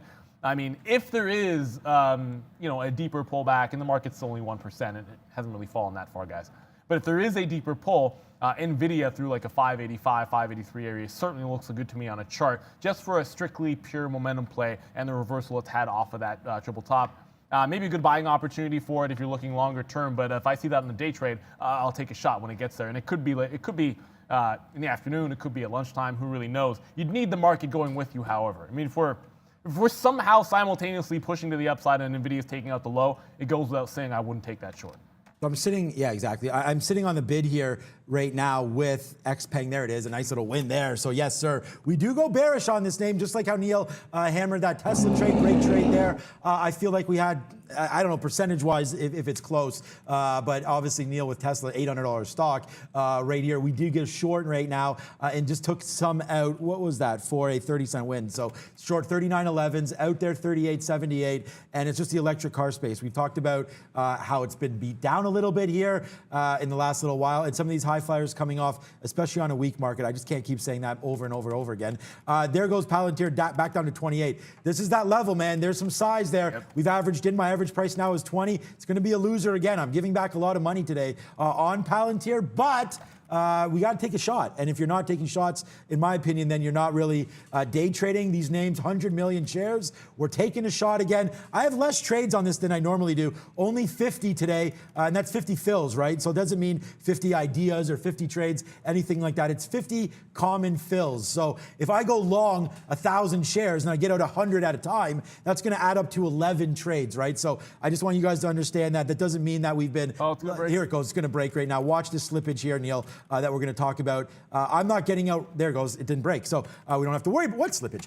We don't have to worry about that, but it almost broke. Watch out now. It's going to test that probably one more time. I almost feel like I need to get out now, but I just got out on that like pop. I went long at like 1s and 3s, and when it popped up to 7, I literally just got out of it manually because I thought this 28 was going to break. And it is. Yeah, I didn't get it. It just broke out. I should have been on level 2. I don't know. I do that so many times. I'm looking at a level 2 and not showing it to you guys, and I apologize every time I do it. I shouldn't. But there's that 28 break. That's why I quickly took out an 02 long. I think I got like 6 or 7, and then was gonna quickly see if I couldn't get like 97 or 98 short. But that's a momentum trade. Yep. If I don't get it the first time through, I'm not necessarily just blindly shorting into that level again. Palantir. Let's remember on Friday, it did dip down below this price. It had all kinds of a bounce above it. But when it broke 28, there was this like 27 at 85 level that's worth watching, guys. So it could certainly be a failed breakout if it doesn't follow through 85s. Brendan? We are still trying, guys, to connect with Kevin O'Leary. So if you are waiting on that, just know that we are working on it. So as soon as he is available, we will jump on with Kevin. In the meantime, ATIF, this one popped up, a little tiny one in the pre-market this morning. The news here is that they started a SPAC, guys. So they didn't actually say we're going to merge with XYZ company. They just said, hey, guess what? We now are a SPAC or starting a SPAC. So up significantly on that, just popping up again on volume here for ATIF. Of course. Yeah, of course. So, all right. So good talk there on Palantir. It does break. We did talk about why we didn't like it anymore. And I hope that you at least followed some of what we mentioned there, because now Palantir is breaking back to the downside. I do like a 28-20 break back to the high side. I'm not going to be averaging in now. This was a completely different trade, guys. We were just seeing if we could defend that 28, and it didn't. It just basically just murdered it to the downside there. It had no problems getting out of the way there through that $28. So it did give that one good play. Good job by Neil there to catch that rebound. I even said when it rebounded back up, this is looking like a spot that we should probably get out, because the way it rebounded and then just hammered back down seemed like that was a good out, but I gave it all the way to 90. So it does break that 90 level and we get out literally at 90. So I guess it sort of held and broke and came back. So we got out nicely there. Not nicely, it's a 30-cent hit. Oh well, we will keep talking about that, and we'll flush ourselves down the toilet once again for that trade, just not working out for us on the long on Palantir, which is fine. We still did, our last position was long at 25. You guys do remember that one. XPeng, look at NASDAQ, still coming downside. A good little out, oops. Let's go, still Palantir. Tried to click on XPeng there, didn't work. Here it is. A good out there at 77, I think that, or 78, that was good. Now we're bouncing back. Watch these futures. The futures break above this 13,305 on the NASDAQ, which is looking like it wants to. We are going to possibly have a little bit of a run back. I could see us going back to 13,360 on the high side there, but that's about it. So we'll still hold on to this XPEV. I think we're no need to get out as we have a good price, and I'm still looking at this 50. VWAP is still a little ways away here. Yeah, I got to hit poo-poo action here, and this is for me. I'm trying to fight the poo-poo, but losing a battle here on RETO. 5 separate shorts on this stock today, and when it tests the low since the open, I got nada, zilch, nothing. I got wicked out of this trade. I did not get back, and I told you the reasons why. And every now and then, there's a certain type of retracement play, and this is exactly, you look for stock, it's up like 50 to over 100%, that makes a bit of a pre-market high here. You can call it double top all you want. Either way, it breaks out the open and immediately fails to follow through. So that's right into first support level. And when it breaks down, I'm not even trying to get the top. It's like you just say, okay, it's a short below that price at 3. That's what I said. Short of the pop once, short of another pop. Usually you're in these things all day long, all afternoon on weakness and shorting every single pop. That's usually the way I would like to play it. For whatever reason, I got myself out of this one and not back in, which one of the things you always have to go back and look at, you can do better. And speaking of which, speaking of being better, traders always want to learn. Here's your chance today, because not just myself, Sean, and Brendan on the Q&A for all of our members. Join if you want to, right after the end of the show. You should, especially because Mark Roberts, the Stockfather himself, is going to be joining us in that Q&A session. I know you guys want to see that. It's going to be a lot of fun. Last time we had him on here. So make sure you get that link. Make sure you come by. We'll take a quick little break. It's shortly after the end of this show that we'll be jumping on, guys. So it's a heck of a lot of fun. Take advantage of it. We do it every other Monday for all of our members as a way to give back to you guys. We love you so much. Yep, exactly. Okay, so right now I was just still looking at that XPEV. It's kind of doing what we thought it would do here on that move. It did retrace back to 39 and change. And what I mean by the move is this move right here. The S&P, or sorry, the NASDAQ futures bouncing up and then now trying to hit that downside spot of 13,280. If that breaks, man, then it's see you later to NASDAQ. So yeah, I do like XPEV to the short side here on news of that break. So here it comes now, and we do have XPEV. So I do like that trade. It's been a good one for us. It's still 11 cents in the money, although I'm not sure why it's not going down even more. I did think that we had a situation there where we could have fell even more than that, but we did not. So we're going to wait here on XPEV and see what's up with that, guys. Yeah, sorry, I was about to show you guys a little something. My chart just froze. Come on, load up. There you go. Let's see if we can get it for you. I was just going to go back over to Palantir. Now, what I had mentioned about a failed break, and I went back over to that 2785 area because it tested through. Now, what I would have done here, if we had held this 2785, actually maybe immediately bounced back to the upside, I would have taken a 28 break long. But it goes a couple of extra pennies. It's still looking like it wants to try to hold that level. It's a decent support area. So I'm going to go breakout long through 28. If we can get follow through, I think there's a good chance to go all the way to 2850 or VWAP, but there's 0% chance I would hold anything past that recent low. I'd probably only give like half of it, like a few pennies, and then the rest we'd hold a little bit longer than that. But Palantir kind of holds that 2785 there. It did dip a couple of pennies lower than that, but for all intents and purposes, a decent enough hold. I'll take a there we go. Did I get the shares? Yeah, sorry, just got long there when 28 broke. So 01s to the long side on that break. See if we can't scalp this one first to like that 15 to 25 mark. You know what? I shouldn't look gift horse in the mouth. I should take some out in front of 10s and then some in that 15, 25, and then see if we can't run it a little bit further. But 85 for now from Friday does hold. And we do have our guest of the day. I know you waited patiently for it. I'm excited. You're excited. We're all excited. Let's go to Brendan for Mr. Wonderful. He is back once again, chairman of O'Leary Financial Group, Kevin O'Leary, joining us once again to discuss and give his take on the Reddit and Wall Street Bets led kind of move into some of these meme stocks that we've been looking at over the past couple of weeks and the volatility in this group. Good to see you once again, Kevin. We appreciate your time as always. Give us your take. You came out a couple weeks ago and said, you know, you've actually opened an account now with Robinhood and have also joined the Wall Street Bets crew in approaching some of these stocks. Tell us why. Like many others, for years I ignored all this stuff. I thought it was just noise. And when we went through the whole GameStop situation and then everybody lit up and the government got involved, the hearings occurred, I decided to give Vlad a call, the CEO of Robinhood, to start there. And I didn't know if he'd take my call, but he did, and we talked for a while. And, you know, I have a new respect for the guy. I've said this multiple times now. He's an engineer. He's pragmatic. He's trying to democratize investing. I believe that's correct. I mean, during the period that he was getting criticized from everywhere and getting sued and people were complaining, he became the #1 app on the Apple platform. So he created, you know, millions of more accounts. Now, a lot of people, the reason I actually went, what I did is I opened an account and I put $10,000 into it. And for a couple of reasons. One is I wanted to have the vehicle and understand how it worked, because, you know, it's very hard to criticize anything if you don't use it. And the first thing I noticed right out of the gate is you can't short a stock on it. So for all of the criticism that this guy is getting, it's actually quite a safe platform. It's hard to blow yourself up unless you do it with options. I mean, you really got to work hard to blow yourself up, particularly if you've got any, you know, level of savviness trading. Now, it does not have any kind of robo-advisor. So the one criticism I have of it, and what I've done just to get into the game, is I joined Reddit. I'm a member of, you know, Wall Street Bets, and I'll tell you why I'm doing all this stuff. You know, I put on positions all the time, and sometimes I hedge my positions. I might go long a Schlumberger and short a Chevron, or, you know, maybe a different trade. Who knows? You know, they come and go over the years, but I like to hedge my positions. I never worried about social media targeting one of my short positions. But I think everybody's woken up to the fact that what occurred on GameStop was brutal, because that was a heavily shorted stock. If you had a Bloomberg machine, and clearly a lot of the guys on Reddit had access to it, you would have found out the percentage of the float that's short was very, very high.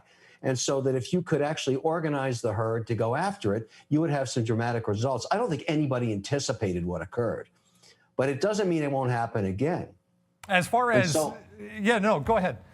But so my point is, I need to know that. It's an added element of what I need to know about the market. I respect the herd. I respect what's going on at Reddit. I certainly understand what Vlad is doing. I'm using the platform. And I'm trying to, and I've also, you know, I opened an account on a robo, and I'm trying to beat myself. And so far, the robo's beating me. So it's not really easy to beat the market all the time. You've got to be very good at it.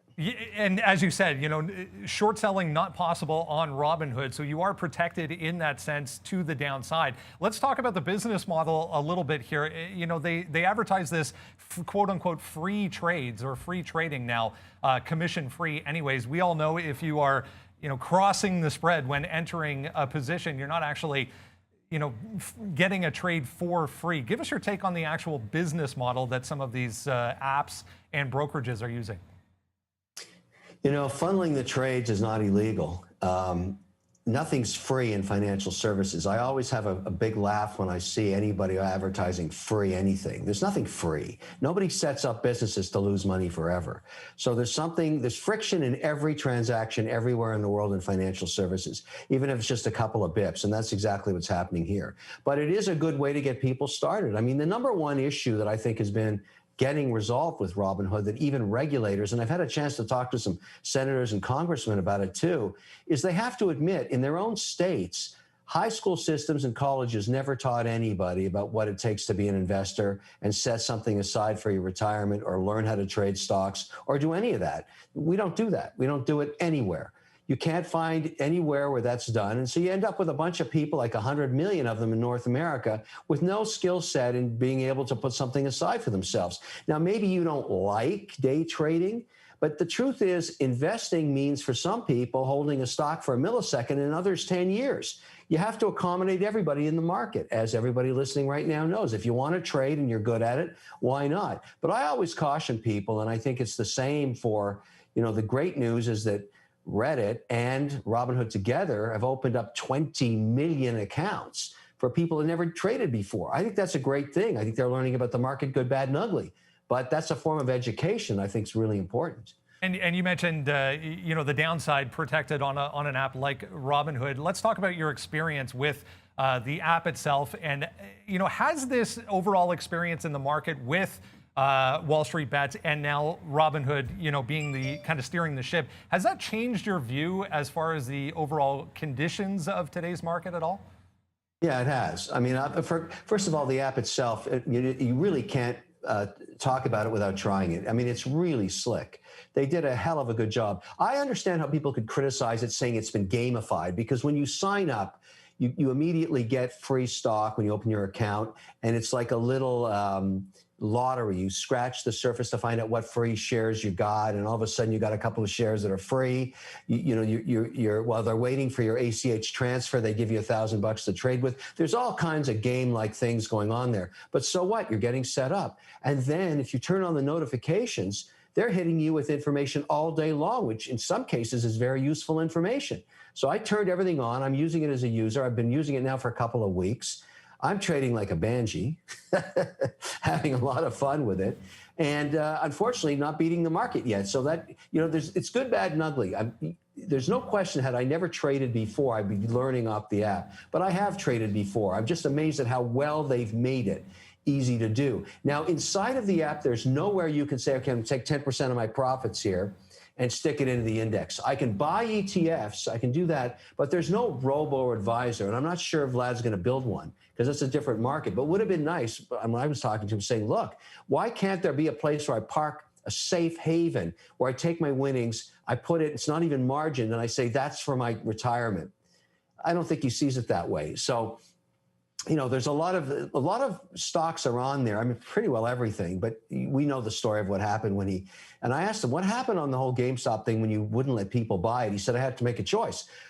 I could stop people from selling it, or I could stop people from buying it. Imagine how pissed people would have been that owned it already and couldn't get out. So he made the right decision. And, capital requirements being what they were, he said, I'm going to hold back on people buying more of it until I get the house in order, basically, is what he told Congress. And that's, brings up the role of regulators in today's market. Once again, we saw in the hearings last week in Washington that, this question of, does this whole situation raise the case for more regulations? What's your view on how regulators are going to view this, and are we going to see changes? Nothing's going to happen. Nothing. There's nothing. No laws were broken. I mean, you could say the system broke down. It didn't. The market actually worked very, very well, even though there's this, unusual situation around a couple of names, notably GameStop. The one question I think will be debated and may one day get in front of regulators would be this. And I think the more I think about it, I'd be in favor of it. Why not force the light of transparency on everybody? In other words, if you're going to be short, you got to declare you're short. If you're going to be long, declare you're long. That way, everybody has all the information all of the time, and the market's just the market. So if you have the kahunas to go short a thinly traded stock, and with certainty you have to report your trade and you have to declare you're short, you're going to think twice before you do that. And because you've got a whole bunch of people cruising around with their Bloomberg saying who's going short what and when and what's the float look like and what's the volume like and what percentage of the float is short. Let's just organize the night before and go nail that guy. And I mean, that to me is what the market should be, totally transparent. If that's the change, because, a lot of guys are saying, well, if I'm a hedge fund, I don't want to declare my position, because if I declare my position, guys are going to front run me. Well, tough. I mean, that's, that may be the way we resolve this thing, because nobody's ever going to complain about too much transparency. So if you want the regulator off your back, both stateside and in Canada, just go total transparency. And I think at the end of the day, everybody will be happy. And I mean, if you short a stock for fundamental reasons and you think you're right and you think it's going to zero because the business model's broken, okay, but you got to declare it. And I think that's where we're going long term. And I also think where we're going long term would solve a lot of problems, would be trading 24/7. Why not leave the market open day and night? Just leave it open. People are trading. If you want a platform to be ubiquitous, transparent, and lots of liquidity, 24/7. Because you really don't need human beings. You just need machines that are just making sure everything stays compliant and regulators watching the output. And that type of format would almost require a real-time settlement for trades. We talk about T+2, the trade plus 2 days to actually settle it. So if we're reporting in real time, then we're, required, in fact, to get to that point when, things are declared in real time. I don't understand today why we have +2. I mean, I don't understand that at all. If the Bitcoin guys have figured it out and, and you can use blockchain and all these different technologies exist, you trade, it clears. It's just got to be that way. I don't know why we're waiting 2 days. What is the point of that? That's just archaic. And I think that's going to change too. I think the great thing about what's going on with crypto and blockchain and all that is pushing everybody towards total transparency and total liquidity and instantaneous clearing. That's where we're going to go. And I applaud that. I think that'd be a good thing. One of the ideas floated in the hearings last week, and this is not the first time that we've heard about this, 10 basis point financial transaction tax that could be implemented. Give us your take on that. Very stupid idea. Really bad. That sounds like some crazy politician just can't, all they do is sit around dreaming up what else can we tax? You want to tax the air I breathe? I mean, that is absolutely ridiculous and would make our exchanges brutally uncompetitive compared to the Asian and the British and many other Borgs. I mean, that is really stupid. And no, I think maybe I should cool my jets a bit. Very bad idea. Really, really stupid. Kevin O'Leary, great to see you again, my friend. Thank you for bringing once again the passion. And I think you and I and Brendan Neal, all of us share that, especially when it comes to day trading. I loved what you said, you're trading like a banshee. So far today, I have 300 fills. I just wonder what trading like a banshee means from your side of things. Are you in and out of maybe a symbol every day? And just how is that looking from your trading side of things? Well, let me just see what closed while we were talking, because I put a bunch of stop. Look at this, live on the air. We get to see Kevin O'Leary's portfolio here, guys. Hey, look at this. I am up 5%. Hey, let's just. I've done 20. I've done 25 trades, 26 trades.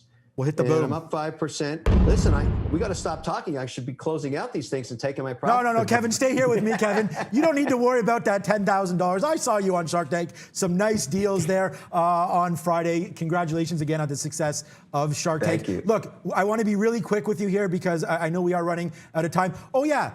That 24-hour trading thing, Kevin, come on. I need to have a life outside of trading. I don't think I'd keep my hands off my phone if that was the case. Crypto's already that 24. I tell you what I like about it. You would get people from all around the world trading the markets. And I think you'd get the liquidity you want. You could put some stop loss orders in. You could do stuff, you could put limits on. You could go to sleep and wake up. Okay. It would be like fishing. You'd stick out your bait and see what you picked up overnight. Why not? And the markets wouldn't be anywhere near as thin as they are in aftermarket trading. You wouldn't get all these spread blowouts. To me, that's got to happen. It's got to happen. And I would really applaud that. And I really think that, everybody's been talking about Bitcoin like crazy. Canadians, since we last talked, have the first ETFs. Yep. That's pretty cool. That's moving things along.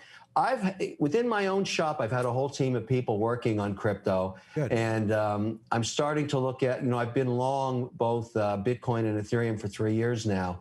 So, but it's a tiny percentage. What I'm trying to get my head around is what percentage of your book, your portfolio, of your account should be in crypto and which cryptos?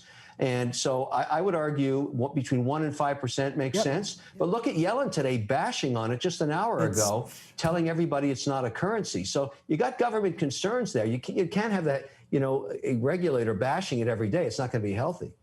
I mean, it does go back and forth. You have regulators bashing, then you have Elon tweeting some random stuff. Hey, maybe you could tweet something and we'd see what happens with Bitcoin. But I'm with you. So I'll just give you an idea. I'm at 7%. But that's just because of the recent rally, right? I mean, I think what you should be doing is trimming back to 5, right, and then as it dips, if we get this a 10% correction today or 9.8, if it goes down 20, 25, we've had 70% downs, right? And then you just fill back up to your 5 weighting. The one thing I'm starting to think about, though, and everybody that's into crypto, maybe think about this.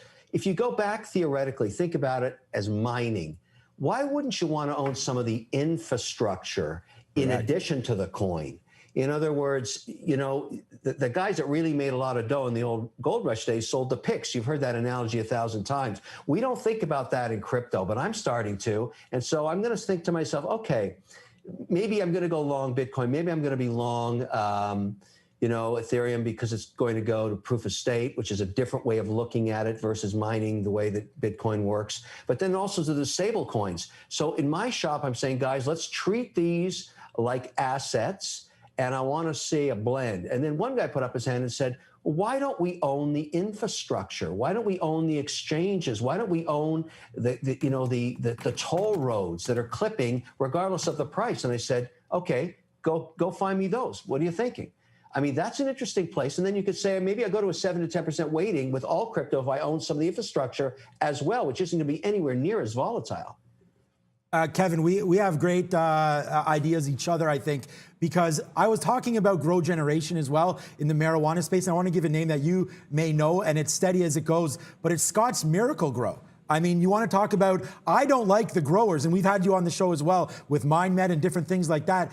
I don't like the cannabis space that much, but look at Scott's Miracle Grow here. You know, ever since we talked about it with Kamala Harris and Joe Biden came through, talked about, you know, the love for the marijuana sector. Obviously, some of the states and federally, they need to get some tax revenue back. And look what happened. This is the election time, you know, September, October, November, when those debates were happening. You could have put your money in a steady one here, Scott's Miracle Grow, and just, you know, basically doubled your money in just a couple months and didn't really take on such severe risk like you would in a Tilray, in an Aurora. So I like what you're thinking, and I'll give you 2 reasons why I like it. Number one, on the cannabis side, if it in fact happens that Biden opens up federal, removes it from the Schedule 1 narcotic, it's going to have upside. But my biggest problem with cannabis has been recreational means risk on Schedule 1 narcotic issue around RICO statutes between states, which is a problem for an institutional investor.